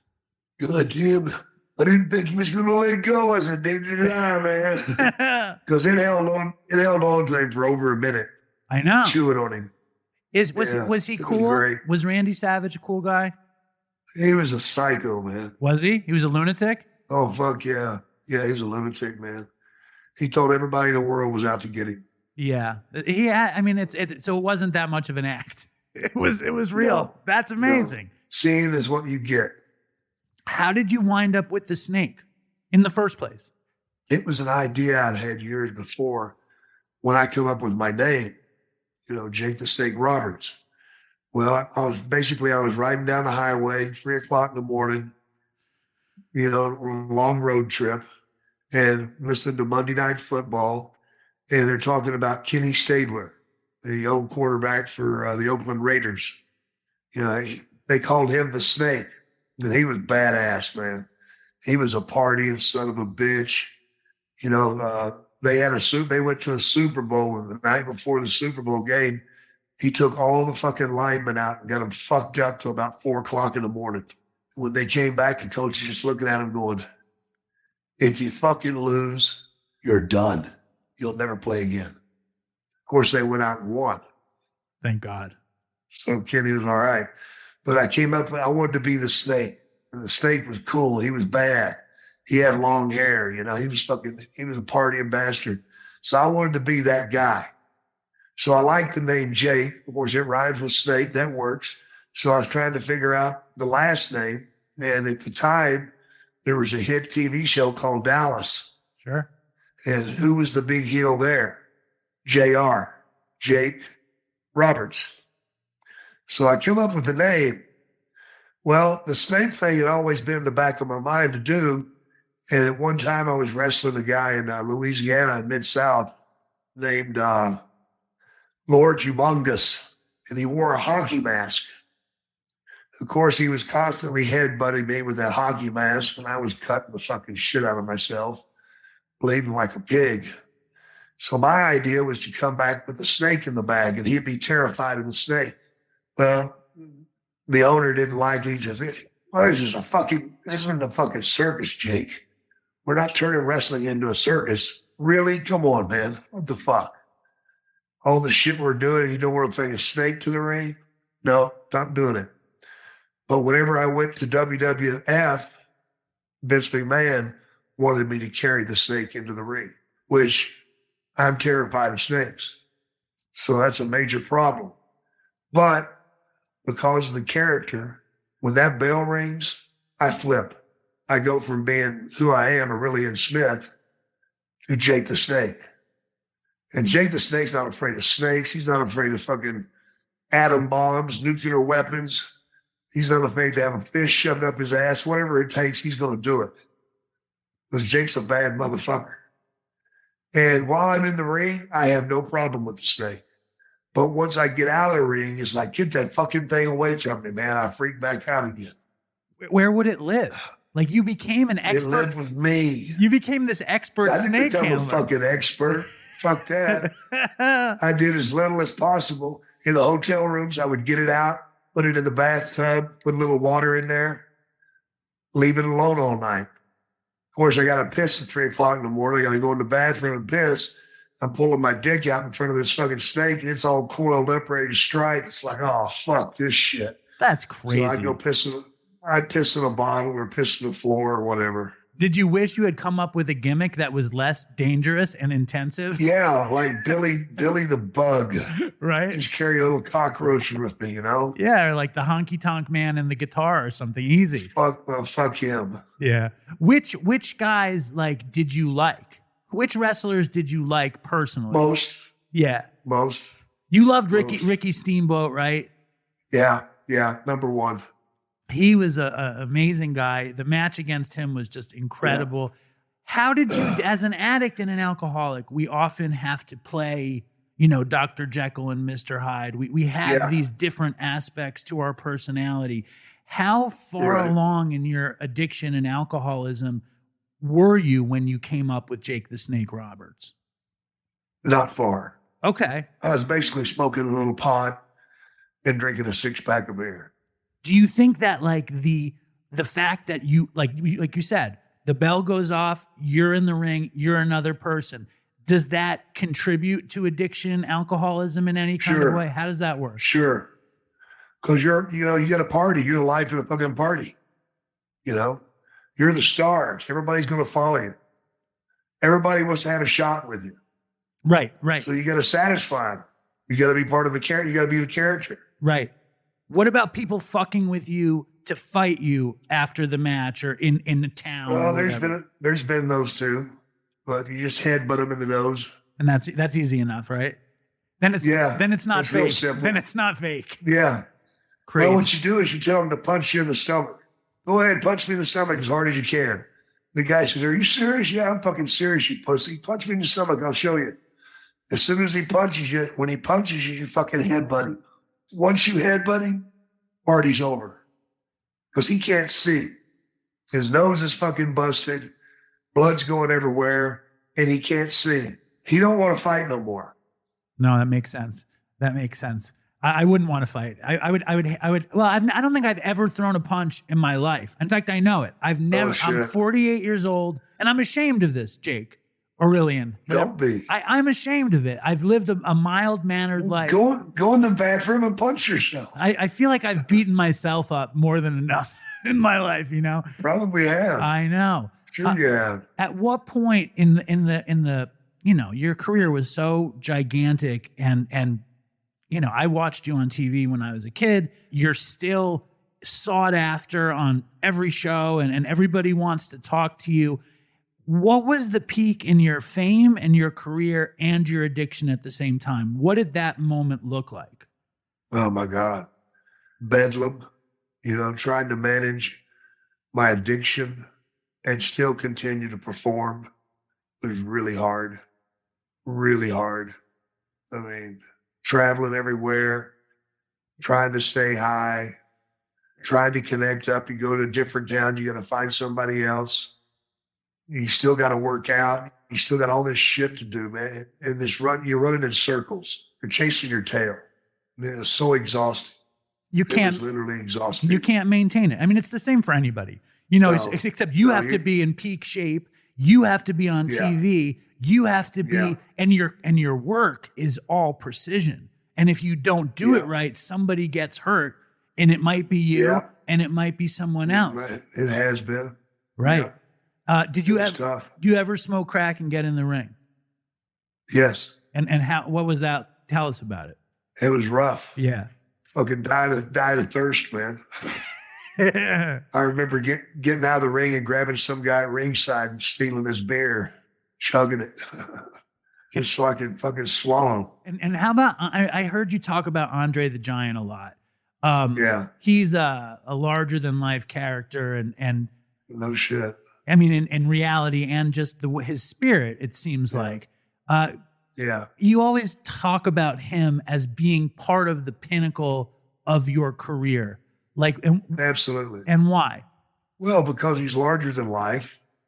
And just for them to consider putting me in the ring with him was a hell of a pat on my back, because they felt like, this is a formidable opponent for Andre, you know, like I got a chance.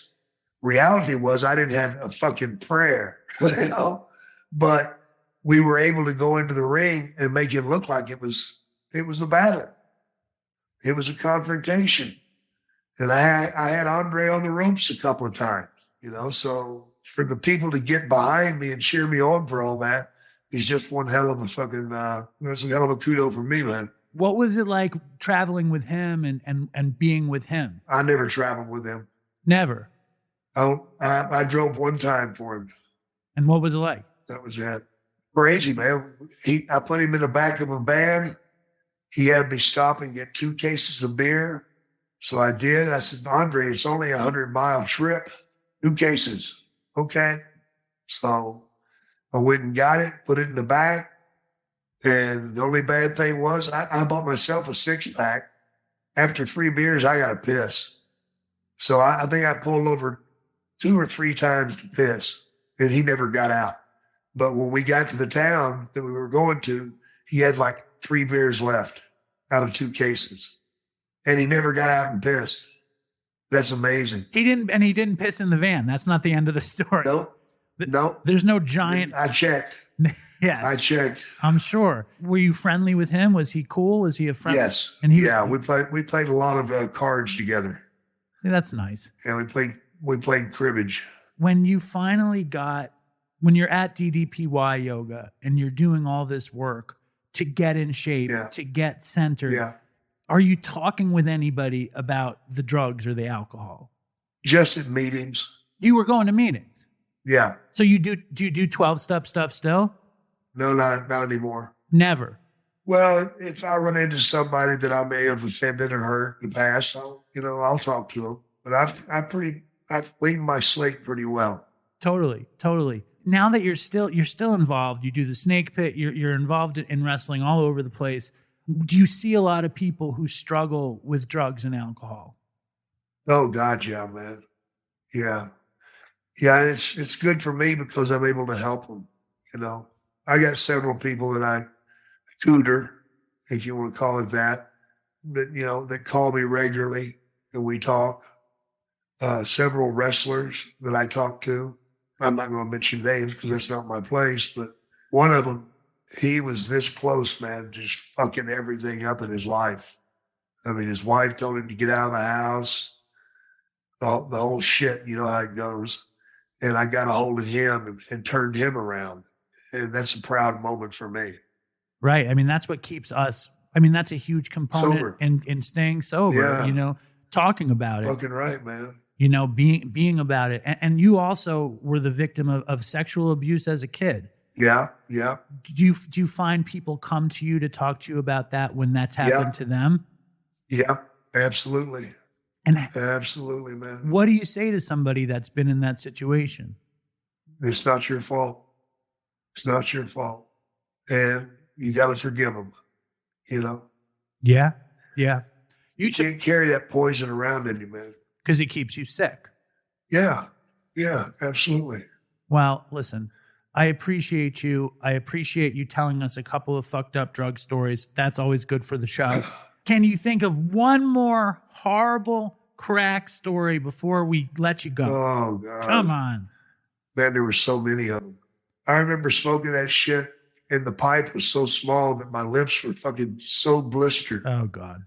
I had big pus pockets on my lips, and I'd still fucking put that tiny little pipe up there, try to fucking hit it, and just fry my fucking mouth, you know? It was insane. When's the last time you smoked crack? Insane. Oh, 12 years ago? That's incredible. That's incredible. Yeah. One more question, and then I'll finally let you go. All right. What was the worst relapse you ever had? Any relapse is horrible, man, but Okay, what was the last relapse? that was when I was in Dallas's house. And I went across the street, down the street to a restaurant and had 5 shots of vodka and came back. But by that point, I was getting where I had long lengths of sober time. I think it'd been like a year since I'd fucked up when I fucked up that last time. And it was so devastating. It just crushed me. It's like that whole year meant nothing of being sober, being clean. And I was so angry with myself, so fucking angry. But I think I needed that to show me just how fucking simple it is. Because it's real simple. You pick up, you're fucked up. You're done. And it's up to you to stop. Do you think that's why you struggle so much with the cigarettes? Because the consequences aren't the same, that it's a total, like, you're not going to. Consequences are huge. I've got COPD, man. I've got emphysema. So why can't I get it stopped? Man, I'm trying. When you did 12-step, was higher power a big thing for you? Or no? No. So you didn't use the higher power aspect of 12-step. You did the 12 steps, but you weren't interested. Well, I use the higher power because I accept Christ as my Savior. But I didn't use that to fuel the whole fucking process, no. Right. Well, I'm going to give you a suggestion. You don't have to take it. Fuck it either way. Sure. If you ask, if it's Christ, if it's the universe, if it's God. Yeah. Show me the fucking way to be done with the smoking. I'm trying that, brother. I know. I sound like I pray all the time. If you went back in time and found me smoking cigarettes and shooting heroin, saying I'm going to tell Jake the Snake Roberts to pray to God to stop smoking, I would have fucking kicked. I would have punched myself in the face then. But the point is, we're here for each other. What you do is incredible. The fact that you're a survivor, I got to thank you for your time. I also have to thank you for your career. And your style. Oh, appreciate that. Dude. Yeah. Oh, and the movie. What's the movie that's about to come out on A&E? Let's promote it. It's my life story. It's going to be real strong, real heavy. It's going to be, you need to see it. Yeah, I wish. It comes out on the 26th. I've absorbed every piece of Jake the Snake that I could find up to this point. This is by far the best. This is by far the best piece that's ever been done on me. All right, so you'll really enjoy it. Our audience is called the Dopey Nation. Dopey Nation, check out the Jake the Snake life story on A&E. Yeah, man. We're very excited. 26th. Dude, when you come to New York next, let's get together. We do it in person. Yeah, we will. I'll get you a pastrami sandwich. Yeah, we'll have a cigarette. You'll have a cigarette. Finally, I'll smoke again. Yeah. All right, Jake. There Thank you go. Thank you for your Later, time, bro. man. Have a good one. Thank you. All right, that was Jake the Snake Roberts. And to I love hearing Jake the Snake tell these old school fucking cracked out stories. He didn't know he was on the 400th episode. I just figured it would be a treat to pop in a legend like Jake Roberts on the show. So thank you, Jake Roberts. And now we're back in the 400th episode. Here is a dope that is worth celebrating with. This show is going to be extra long, by the way. So if anybody is tired already, just go, don't listen. I'm tired. It's 10:30 on Friday night, and we're putting the show together to be released now. Will it come out before midnight? Who knows? Here is, somebody who I really, really rely on, who helps me make this. We do a Patreon Zoom every month. We're doing it this Sunday, which is probably tomorrow. at 9. If you're a Patreon member, you should come. If you want to come, we always have fun. There's prizes and shit. Her name is Katie B. She's incredibly helpful to me, which rhymes. And here's Katie. Hey, Dave. Hey, Dopey Nation. This is Katie B. I am so excited for you to get 400 episodes and 9 million downloads, plus some at this point. Fucking killing the game, dude. More than that, I'm super stoked to know you, to be a part of this incredible community that sprang up from you and Chris being dumbasses with a computer between you. It's fucking amazing. Anyway, much love to you. Much love to the Dopey Nation. I am definitely going to keep coming back because y'all are fucking awesome. Stay strong, Dopey Nation. Fucking Toodles for Chris. Thanks, Katie. And then here's some more dopes. Here's Mick, Popham, Sally, and fucking the great B Gets from the Upful Life podcast. And then we're going to get to the end of the show with my dad. Hello, Dave. Hello, Dopey Nation. It's Mick here. Huge congratulations on the big 400, man. Who would have thought? What a fucking ride. While I've got no idea how I could even start to pick out like a favourite moment, I'd say for me, just for comedic value, the one that always comes to mind would be you in Jamaica cussing down the locals' weed and calling it atrocious in some kind of dope sick state. It always stuck in my mind, that one. Absolutely killed me the first time I heard it. But I mean, look at what you've achieved over this time though, you know, with the podcast and how far it's come. So huge congratulations. Loads of love to all out there in the Dopey Nation. Stay strong, Dopey Nation, and fucking Toodles for Chris. Hey Dave, hey Dopey Nation, it's Sally. I am so excited that you're celebrating the 400th episode. It's a huge fucking deal. It's huge for us at the Dopey Nation. It is so fucking awesome that you have kept this thing going the way that you have. I mean, I know you hear it all the time, but goddamn, Dave, it's so great. We just appreciate the shit out of you and this whole fucking empire that you've built. I just wanted to share, you know, I guess you asked for some of like our favorite moments of Dopey, and you know,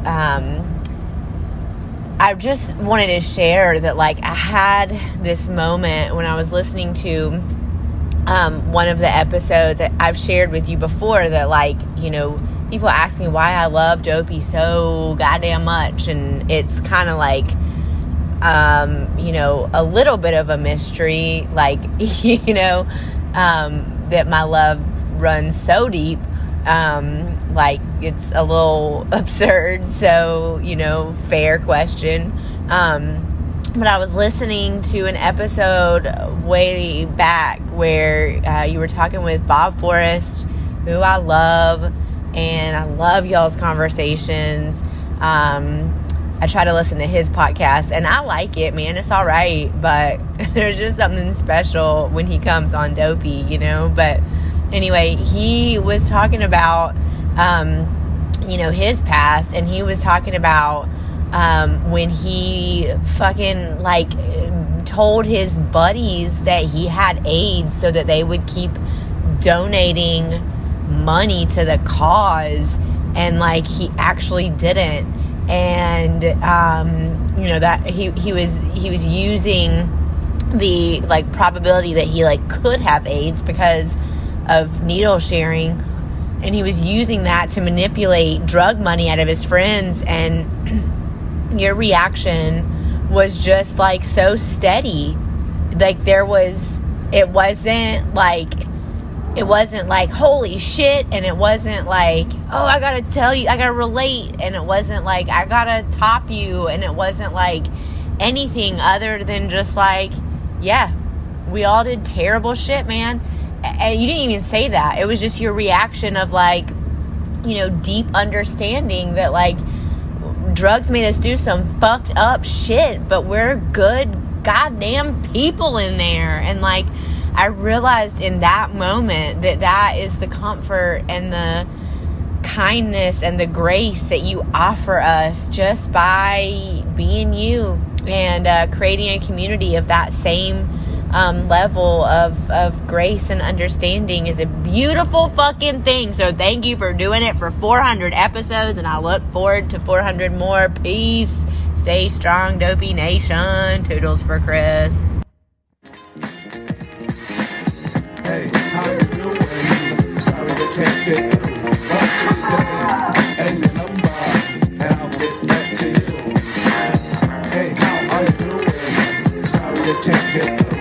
But today, and your number, and I'll get back to you. Once again, it's another rap bandit, feeling that I am. Yes, indeedy. Greetings, dearly beloveds in the Dopey Nation. This is your boy B. Getz from the Up Full Life Podcast, coming to you live and direct from the Vibe Junkie Studios in Oakland, California, and I'm here with a bag full of all the mazel and a tip of the old Kangol to my man Dave for 400 episodes, never missing a Friday night. Shabbat Shalom, how you doing? Remarkable accomplishment, as well as 9 million downloads. It just boggles the mind. And I stand here in a state of perpetual awe and attaboy, positioned somewhere betwixt the two. Just blown away by the intestinal fortitude and the dedication that Dave has put into the Dopey Podcast. And I feel honored and privileged to have a relationship with him, to learn from him as a podcaster, and to be a card-carrying member of the Dopey Nation, because I've learned a lot about myself, about addiction, about the disease, about harm reduction, and of course, recovery, and bettering myself, and helping others, and being in service, and being selfless, and being available, and being accountable, and being transparent, and like, holy shit. And it's a magical thing, and it means something different to each and every one of us. And I just really pinch myself that I plugged into this thing of ours, La Cosa Nostra. And from down under to Europe to Canada to across this great land of the, quote, United States, we're all in this thing together, and Dave is our fearless leader, and I wouldn't have it any other way. Of course, got to acknowledge some folks that didn't make it, starting with Todd and co-founder Chris. We miss you, Chris, and none of this would be possible without those two cats, so I want to honor them, and of course my friend Colleen MC, and everybody in the Dopey Nation and who's lost loved ones while we've been along this journey. So I'm pouring one out for everyone we've lost. Non-alcoholic beverage, of course.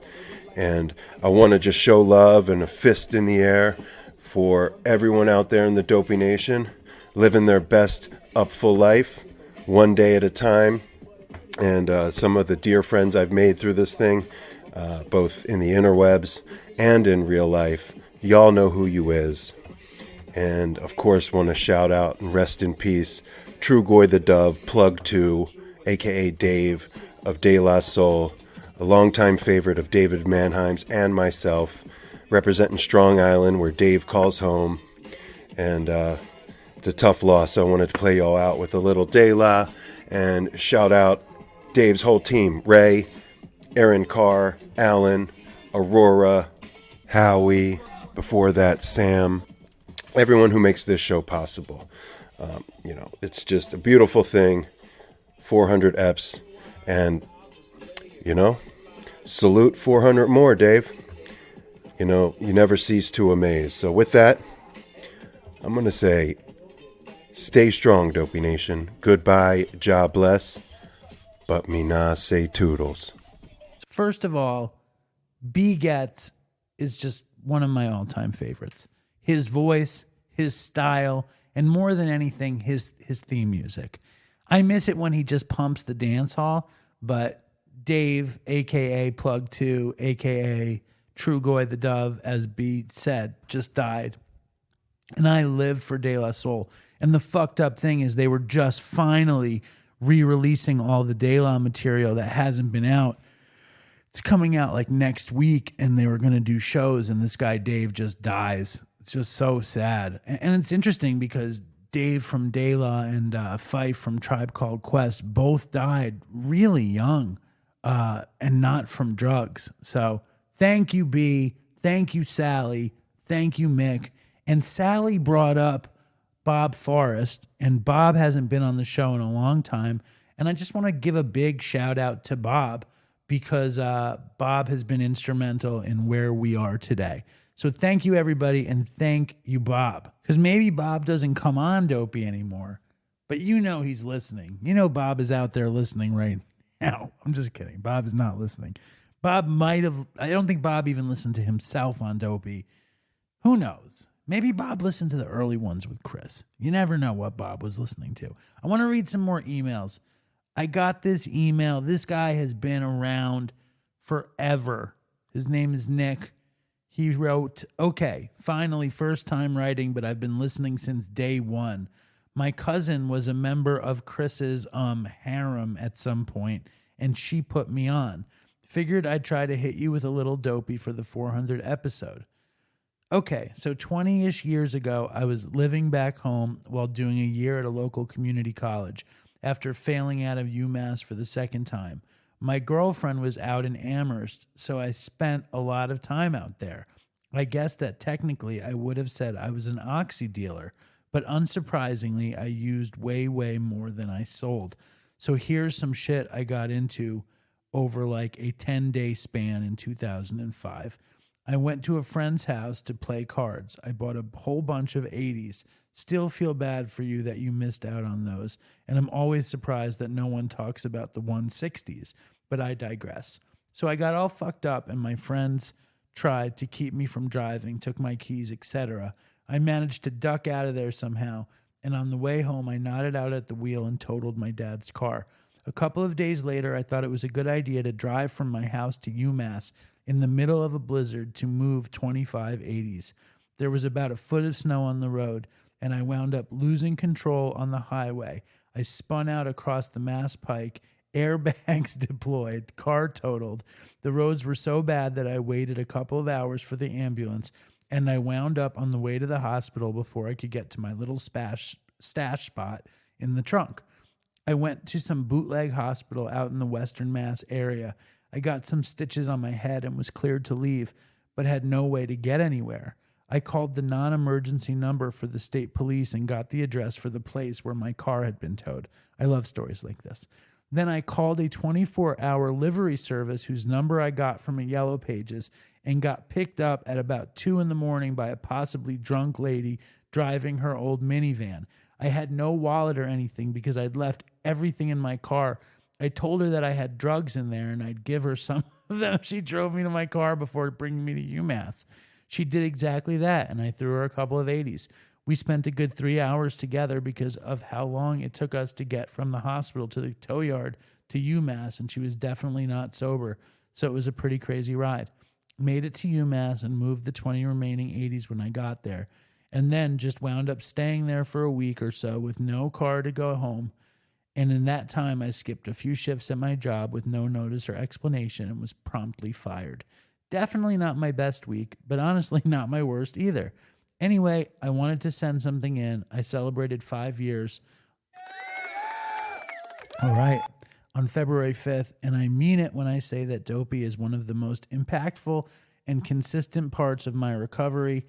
I would not have the life I have today if it weren't for you and Chris and Cormac. Shout out Cormac. And whoever runs the Dopey Nation Facebook page these days. I'm off Facebook. Shout out to Johan and Todd and Alan and Ray and Fentanyl J and Aaron and all the other regulars and the whole entire Dopey Nation. I love you, Dave. Keep doing what you're doing. You have changed my life and my family's life immeasurably. Stay strong, Dopey Nation, and fucking Toodles for Chris. And that's Nick. And I love Nick. Nick fucking used to write me every week to tell me like what he thought of the show. And I missed that. So Nick, maybe he stopped writing me because he didn't think much of the shows anymore. But I think he just, I love to hear from you guys, especially about what you thought of the show, unless you didn't like it. But I like to hear that too. I like to know what you guys think. Here's another one. My name is Noah. I'm 22, and because of the 12 Steps to Higher Power and the Dopey Podcast, I have almost 2 years clean from fentanyl, heroin, and 10 months of complete sobriety. I was first introduced to Dopey in treatment 2 summers ago and have listened every day to some extent since. Crazy. When my best friend OD'd, I listened to Dopey. When I went through a breakup, I listened to Dopey. When I have good days, I listen to Dopey. And when I have bad days, I still listen to Dopey. Your podcast, the first 141 in particular, 142 and 43 still hurt, bring me so much comfort. I have never met you, but I feel like we are close friends in a weird way. You helped wake me up to the insanity of my use and realized that I was not going to see 22 if something didn't change. I will support Dopey until the day I die. Thank you for everything you do, Dave. Thanks, man. I appreciate that. The first 141 episodes are very magical, for sure. Here's another one. Hey, Dave, I've been listening since some of the very early episodes were released. I believe around episodes 10 to 15 is when I picked it up. I've been clean for a little over 10 years. This is interesting. I've listened to the show in good times and challenging times over the years. As life has gotten more demanding over the past 3 years with a second little girl and building a house, my program has really suffered. There have been sketches of time recently, 3 to 6 months, when Dopey was my only true connection to anything that resembled program or recovery. It's been somewhat of a foundation for me at times. Once a week, tune to the new, and a few times a week, hit some of the old. Obviously, not a strategy that I'd recommend to a newcomer or really anybody. Haha. But my point is that Dopey has truly made an impact on my life. Thank you. Can't wait for the next 400. Yeah, thank you, man. It's crazy. First of all, I want to say that Dopey should not replace your program. Have a program. And it doesn't need to be a 12-step program. It could be anything. Anything at all is good enough for a program. 12-step worked for me. 12-step, I like it. It's like instructions. I like instructions. I don't like instructions. I have to be clear. I hate instructions, but I needed really simple instructions. All of these messages really, really, really, they make me emotional and they make me proud and they make me feel good about all the work that I've done and all the shows we've put out. And I have to say that, like, besides the deaths, it's been mostly amazing. It's been like a dream come true. All right, let's do one more voicemail and we're going to get to my dad. Here, I'll do a couple more voicemails. Here's Steve, and here's, of course, the Dopey scribe, straight from Australia, David Masculani. Steve Schneider, Dave Masculani, backbones of Dopey Zoom and Dopey Nation in general. But let's kick it off with Victoria, another integral member of the Dopey Nation. Victoria, Steve, and Dave Masculani. And then to non-addict Jeremy, who's a backbone of Dopey Patreon Zoom, and another just stalwart member of the Dopey Nation. Everybody who sent these things in, I have to just thank you. I'm incredibly grateful and humbled and almost embarrassed for these beautiful well wishes. Here's Victoria. What up, Dave? What up, Dopey Nation? This is Victoria from Birmingham, Alabama. Just calling to say congratulations on 400 fucking episodes. You've done a lot for me personally. I found the podcast in the middle of a relapse, and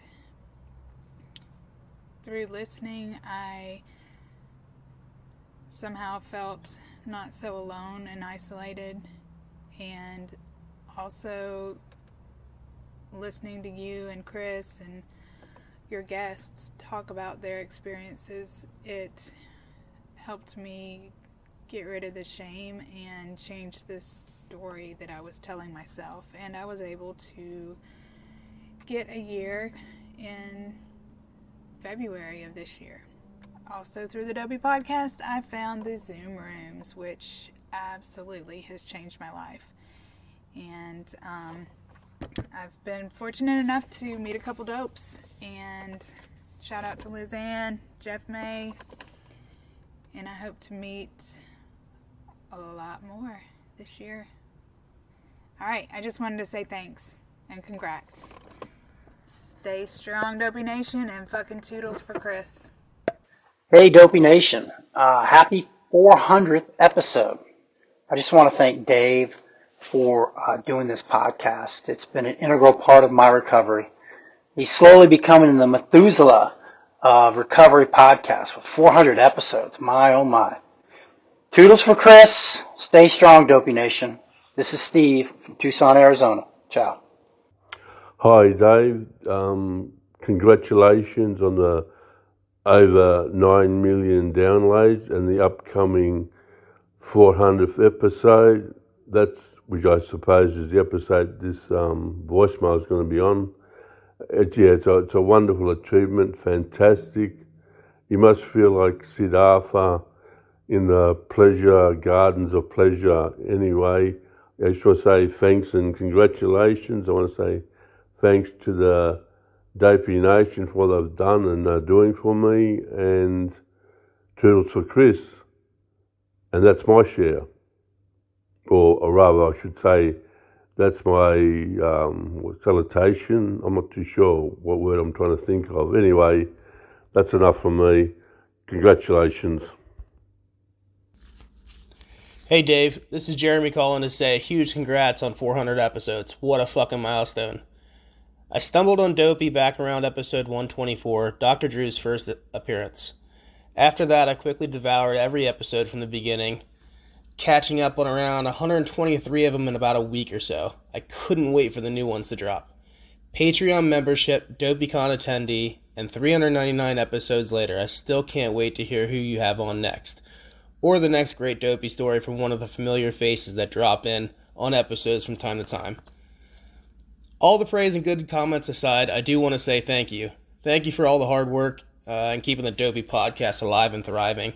Coming to the Patreon meetings and listening to member stories and hearing fan calls and emails on the show crediting Dopey to being a huge part of their recovery is just absolutely amazing to hear.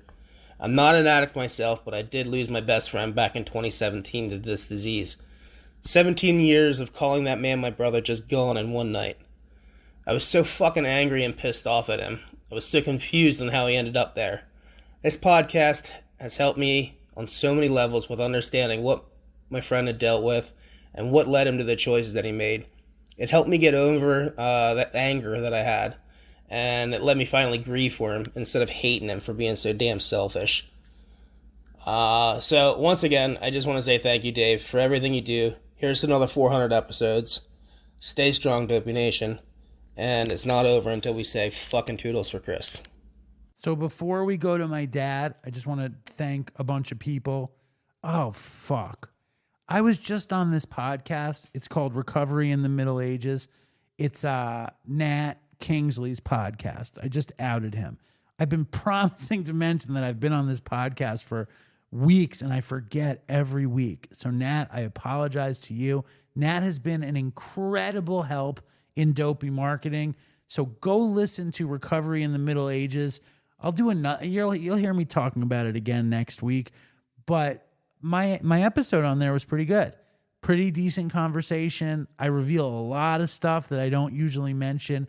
Check them out at middleagesrecovery.com. It's available on all the podcast apps and shit at Recovery in the Middle Ages. I want to thank Nat, and I'm sorry that this fucking ad is so late in the show. I want to thank Claire, Dopey intern. I want to thank my dad. I want to thank Linda, the kids, everyone in the Dopey Nation, all the Facebook administrators, fucking Cormac, who put in a song. There'll be a Cormac song before this is over. You know, if you're a part of this thing, you know you're a part of this thing. It's now 10:55 and I'm fading fast. So thank you to everybody. Sam, Ray, Aaron, fucking Fentanyl Jay will be back soon. He's not on this one, but he'll be back. And here, straight from Florida, is my dad. So here we go. And I actually think he's in Pompano right now. So I need to give a big shout out to Scott Wick. Anyway, here's my dad. All right, coming to you live and direct from Florida by way of Antarctica and Argentina, my father. Welcome back to the show, Dad, for the 400th episode. What do you think? It's episode. Hold on. All right, what do you think, Dad? It's episode 400. Your thoughts? My thoughts are I'm very happy to be home and away from Antarctica and Argentina, especially for the 400th episode. It's a thrill, absolute thrill. Yes. Did you think we'd ever make it to 400? Oh wow! Well, no, I never thought about it. I never thought that you would. When Chris died, it was a real horror. But I knew you were going to continue. I really did. And how did you? Wait, hold up. How did you know that I was going to continue? What gave you that idea? Because you always wanted your own show. You always wanted to be quote on the radio in the old days, and I knew that you were going to do it. Obviously, it's become a great success, which is I think Joe Rogan's father is shaming him for something. But if Joe Rogan's father was calling in to Joe Rogan, he could say that show is a major success. You could say this show is a minor success. Okay, all right. I am very proud of the show. It's doing great. It's great. Of course, the things you say about me, are ridiculous sometimes. You saw how wrong you were about the 9 millionth download, right? Oh yeah, that was an error. Though I wasn't off by a year. I was only off by 3 months. That's all. Well, somebody wrote an email or messaged me somewhere. They had listened to an old episode where you had predicted the 8th million download to be February 2023. Oh, okay, that's how it happened. So how long? I must have done that a long time ago, then, right? Yeah, you were way off. Way off. And then I think that it's somehow part of our story of you doubting me, thinking that the 9th million would be so far off. And of course, pow, it's right here in February. And you disrespect me, which is obviously also why I'm a drug addict and why I have this show. So maybe you're actually responsible for the major success of this show by forcing me to turn to drugs because my parents weren't there for me. What do you think about that? You could actually take credit. You could take credit for the show if you really wanted to. You are so ridiculous. It's pathetic. Absolutely pathetic. It's amazing. It's amazing how you blame your poor parents for everything. So when I said it was a major success, now all of a sudden, you're bragging about how you got 9 million downloads so fast.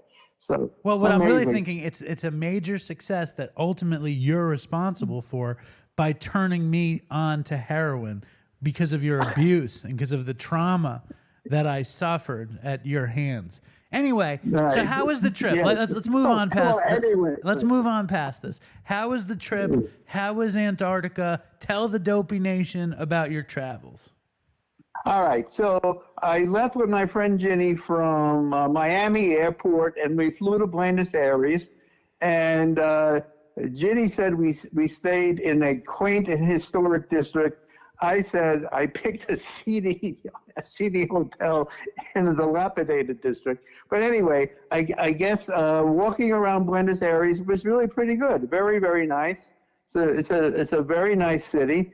And then we got on this huge ship that was heading to Antarctica. And it was absolutely important that this was a huge ship because to get to Antarctica, you got to go to the end of South America, to the end of the Earth, and then travel across the Drake Passage, which is the most turbulent seas in the world. And if we were on a smaller ship, I don't think I would have been a happy camper. But the ship handled it very well, and I did not get seasick. So the experience on the ship was really terrific until the last day when Ginny got very, very sick. from something called a norovirus, which I think is prevalent among cruise ships and preschool. And I think Linda said that Susan had the same thing. Susan had it too. But what about Antarctica? Your mission was to see all of the continents. Now mission is accomplished. So that's correct. Describe Antarctica to the uninitiated. Is it still cold there, or has global warming made Antarctica less cold? Well, first of all, it's the Antarctic summer, which is pretty much the only time to go. The Antarctic winter is unbelievably too cold. The only people on Antarctica are the scientists. They have tourists who they allow onto the continent, but only like overnight, and you have to take everything off the island with you, including all your waste. In other words, you cannot stay there for that long, and they only allow a few people at a time, and only on very small ships. And I told you, the ocean is so turbulent that's not, it's difficult, especially if you didn't set foot on Antarctica though. No, you don't set foot on it on these big ships, but you see the whole continent. It is totally white. You can see mountains coming up that aren't covered, with ice, but it's just a white mass of land. It's a huge continent. It's bigger than it's bigger than Australia. It's pretty much about the size of the United States, or a little bit bigger than the United States. And we did see whales. We did see porpoises. We did see penguins. Lots and lots of incredible birds, albatrosses, of 3 different kinds of albatrosses, which are incredible birds that hardly ever land anywhere. It was good. You're ruining the show here. Three kinds of albatrosses. Oh my God. It's big time, big stuff. And so you didn't set foot on the island. You didn't get seasick. You're counting it as going to all the continents, even though you didn't step foot. That's fine. Do you feel like you had a major accomplishment? Yes, I didn't lose any money in the casino. That was another big deal. I mean, Dave Mascalani, I know, is really, struggling, and he's doing a great job about not gambling, but you can see how it could be incredibly addictive. And I went in there with $40 and got it up to a little bit more, like 100 and something, and then left at zero. In other words, right where I started from. I stopped without losing any money. Well, so that was you refused to come on the show and not talk about gambling, even though people beg you not to talk about gambling. That you trigger the gambling addicts, and yet you refuse. And you never talk about gambling. The only time you talk about gambling is on Dopey. You talk about fantasy basketball. Now you're talking about casinos. You have no respect for the suffering gambling addicts out there, Dad. It's not good. So in other words, when you talk about all those hundreds and hundreds of other drugs, you're not worrying about triggering it. That's what the show is not about gambling. It's about, I guess. Yeah, that's an addiction. Yeah, just like all the stuff you're talking about. That's fair. By the way, it's the only addiction, one of the only addictions that you don't actually take anything into your body, right? Is what? That's that Johan Harari, whatever his name is. Hari. Yes, he said that gambling was very interesting because people could get addicted just by mentally getting addicted, and it has nothing to do with any substance that you take into your body. Right, but I bet you right. Whereas food or alcohol or drugs and sex, you're not necessarily taking a substance into your body. It's a chemical reaction, and the gambling is definitely a profound chemical reaction. And you haven't been on the show in a while. So here's your chance. Criticize the last 7-8 shows without you. Okay. Well, I've listened to all of them. I made sure that when I got back from my Argentina, that I listened to all the shows that I missed. And the show with the 2 Scottish people, the young lady and the writer, they were terrific. But it's really me. But I have a hard time understanding, the dialect. I really did. So that was, that's only because of my hearing problems. But did anybody else say it was hard to understand them? You're always looking for people to co-sign. I'm sure now that you've said it, we're gonna get emails that had a hard time understanding Lowe's and Johan Hari, or as you like to call him, Harari. But no, I haven't heard anything about that. But Dopey Nation, here's your chance to complain about the Scottish dialect. What else, Dad? How about Fentanyl Jay? Were you annoyed that Jay was back on the show? Did you like hearing from Jay? No, I wasn't annoyed. I was not annoyed. Again, certainly I have my own views about anybody who sells fentanyl, and obviously he doesn't sell fentanyl now. Okay. I'm just saying that in the past. Okay, it's in the past. So are you saying once a fentanyl dealer, always a fentanyl dealer? I'm saying if he stopped selling fentanyl from this point on, that's wonderful. He stopped selling fentanyl years ago. Years ago, he stopped. So he's not selling fentanyl. He serves tacos. Okay, whatever you say, I agree with what you just said. You're saying you doubt that he stopped selling fentanyl. You're saying that if he's called Fentanyl J, he's probably selling fentanyl someplace. No, I am not saying that. I am saying that sometimes you exaggerate, and when you say sometimes somebody did something or didn't do something many years ago, maybe you're off by a couple of years or so. No, he is not selling fentanyl now. That's terrific. According to Jay, he has not sold fentanyl in a couple of years. Okay, all right. You remember the owner of Katz's once said to me, I know that. I was going to say that, but you can bring it up. You can say it. Here, you can say it. Once a heroin addict, always a heroin addict. Right. So do you believe that? And do you believe that? And but you think once you're selling fentanyl? By the way, you're ruining the show right now. I mean, no, I don't believe it. I don't believe it for Jay, and I don't believe it for you. People could move on. That's what I believe. All right, let's move on. This is your chance to read the reviews. Everyone loves it when you read. Wait a minute. Hold on. I want to. Yes. I want to comment on the Patreon thing that you did with. Hate-a-thon? What is that? Hate-a-tron? No, Gayatron? It was called the Patreon, Raytreon, Hatreon, Gaytreon, Graytreon episode, which I thought was pretty good.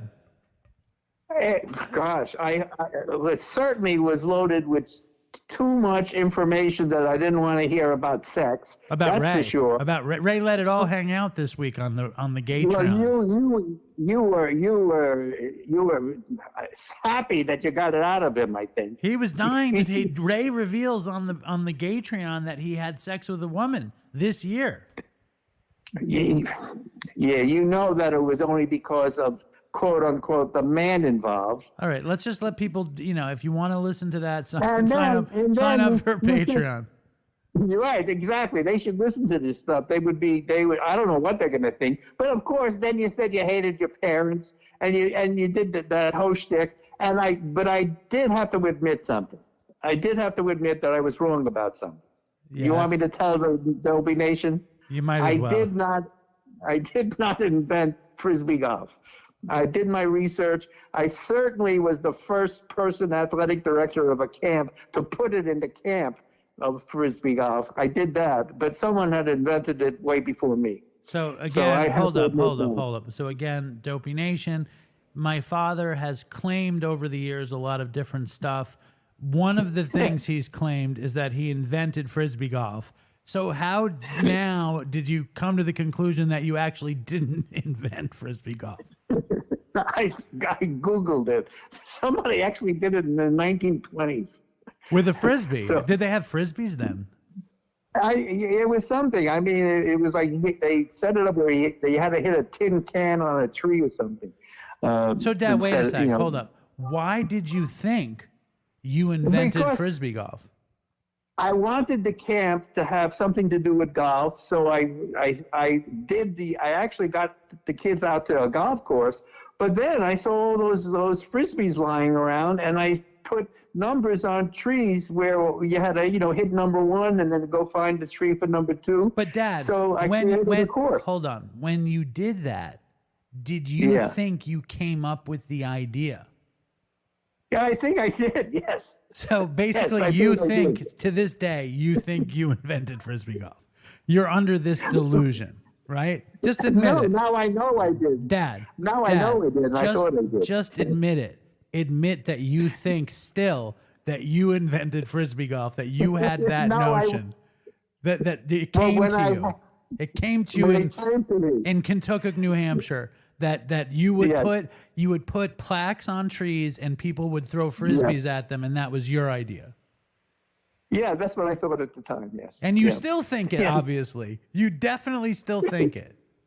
Even though I just admitted that I didn't invent it. So you're saying I still think it. You think it, even though somebody else invented it, you think you had the same idea and were not influenced by whoever had the tin can game from the 20s. Oh, that's absolutely true, yes. So you Yes. think you had an I thought- independent invention of frisbee golf, not having anything to do with the invention of frisbee golf. I think I would agree with that, yes. So basically, Yes. you think Very good. right? Okay, that's great. Okay, Yes. let's get to the reviews, Dad. We should have done this as a How about Patreon the- show. Yeah, okay. How about that 5-star review of Walk Down Memory Lane? How's that one? I don't care. Read whatever you want. All right, well, I just said it. Okay, by DJ Walden. This podcast is a great reminder of my former life. Sometimes hilarious, sometimes sad, but always real. Dave gets some of the best guests, and his interviews are more like conversations in which they trade stories from active addiction to recovery. I love the theme music, the stories, and even Dave's clutching about working at a world-famous deli. And I especially love it when Dave's dad, Alan, is on the show. You cherry pick the ones. People write the reviews for you, right? Yeah, as we say in the South, bless his heart, by putting up with his son's, he says, lighthearted abuse. I don't think it's lighthearted sometimes. They are quite the pair. Keep on keeping it real, and Toodles for Chris. Okay, so that's enough. Very good. Do you want to, is there anything else you'd like to add? And fucking my dad had some guests staying at his apartment when I was supposed to work there, and they left mixed garbage in the recycling. I had to go through his garbage yesterday. For shame. Whoa. Never can he come back. Never are they welcome back in the hallowed halls of your home. It's over for them. I hope they're not listening to the show. I'm not going to say their names, but that is a shanda. A shanda what they did. You mean they didn't do the recycling thing? They put garbage in the recycling thing. They left garbage in the garbage. Who goes and stays at someone's house and doesn't throw away the garbage? Who does that? Who doesn't know how? How do you not know how to throw away the garbage? You throw it away. That's what you do. For shame. For shame. All right. They can never come back. Anyway, it's good to have you back on the show. Is there anything you want to say before we end this incredible appearance for the 400th episode that took us to the bottom of the earth and back? No. It's amazing. So that's 400. So, all right, you're ready. You're ready for next week's 401, right? Yeah, why not? Why not? Yes. Okay. Well, good. All right. So keep it up, and yeah, look, I've been reading some of the sad stories of some of the people in the Dopey Nation. There's so much, angst and hurt out there. We got to figure out something what to do with the Dopey Foundation. That's important. That we got to figure out what to do in terms of trying to do some good. Well, are you saying you're actually going to do something? You're actually going to put some effort in? Please. Oh my God. You're like, here, do something. I'm going to Antarctica. I'm going to do something. I'm going to Florida. I'm inventing frisbee golf. Do it, David. Do everything. It's like, what do you call it? I got the Dopey Foundation to be official. That's done. That's very good. I mean, I did.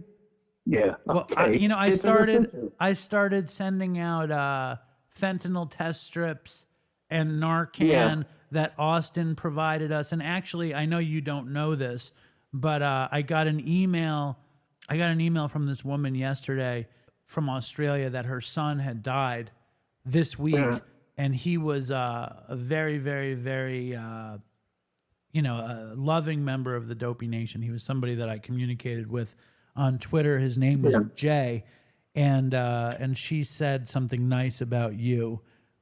You'll hear it when you listen to the show. Or of course, when you listen to the show, I'm sure you're going to skip everything except for your part. So maybe you'll miss it. Because that's my father notoriously will only listen. He'll listen to his part of the show first and then circle back for the rest. Right, Dad?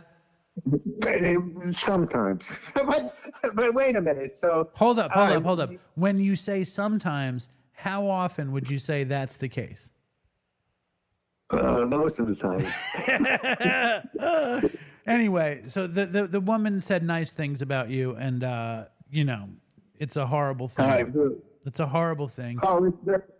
So are we going to try to get ideas of how we could actually do some good? I mean, are we going to send this out into the doposphere, or do we have to think of these things on our own?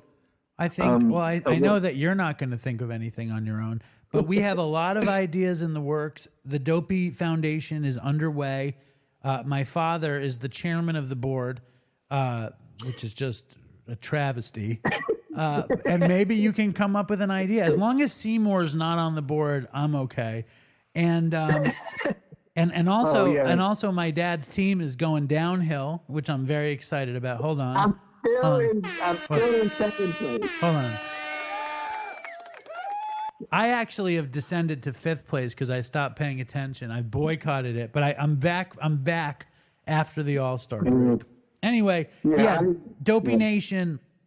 If you want to be involved with the new do-gooding aspects of the Dopey Foundation, write an email to dopeypodcast@gmail.com. We are going to make life better for people who are willing to make their lives better. I mean, that's really the thing. Addiction is horrible, but if you want to have a better time of it, there's stuff you just have to fucking do. You know what I mean? And then you have to keep doing it and never stop doing it. And then your life can get better. And still, even if you keep doing it, bad stuff is going to happen because that's what life is about. Right, Dad? Yeah, you said it perfectly. You got to be able to do it on your own and keep doing it. And then all of a sudden, life gets better. And then horrible things are going to happen anyway because you can't stop horrible things from happening because that's life. And then you deal with it as best you can. Exactly. Well, I'm happy you're back on the show. It was a pleasure to have you on the show. And is there anything else you want to say before we're done? Well, yeah. Again, I want to wish everybody out there good health. Keep listening and stay strong, Dopey Nation, and Toodles for Chris. And do you think Chris ever thought that we'd get to episode 400? Oh, I think he wanted to. I really thought that you really had this talent to keep this thing going, and he was really going to help push it forward. Yeah, I really believe he would. He would have thought so. Yep. All right, Dad. Well, I tried to replace you with Fentanyl J over the past few weeks. Did you think he was a good version of you? No, he's not a good version of me. Don't insult him. Did you see that he shouted you out a number of times? Well, no, he's a sweet kid. He really is. I'm just hoping for the best for him. He's a sweet kid. I hope the prison thing gets dropped and doesn't even have to go. And yeah, listen, I wish him nothing but wonderful things for him. Yes, I do.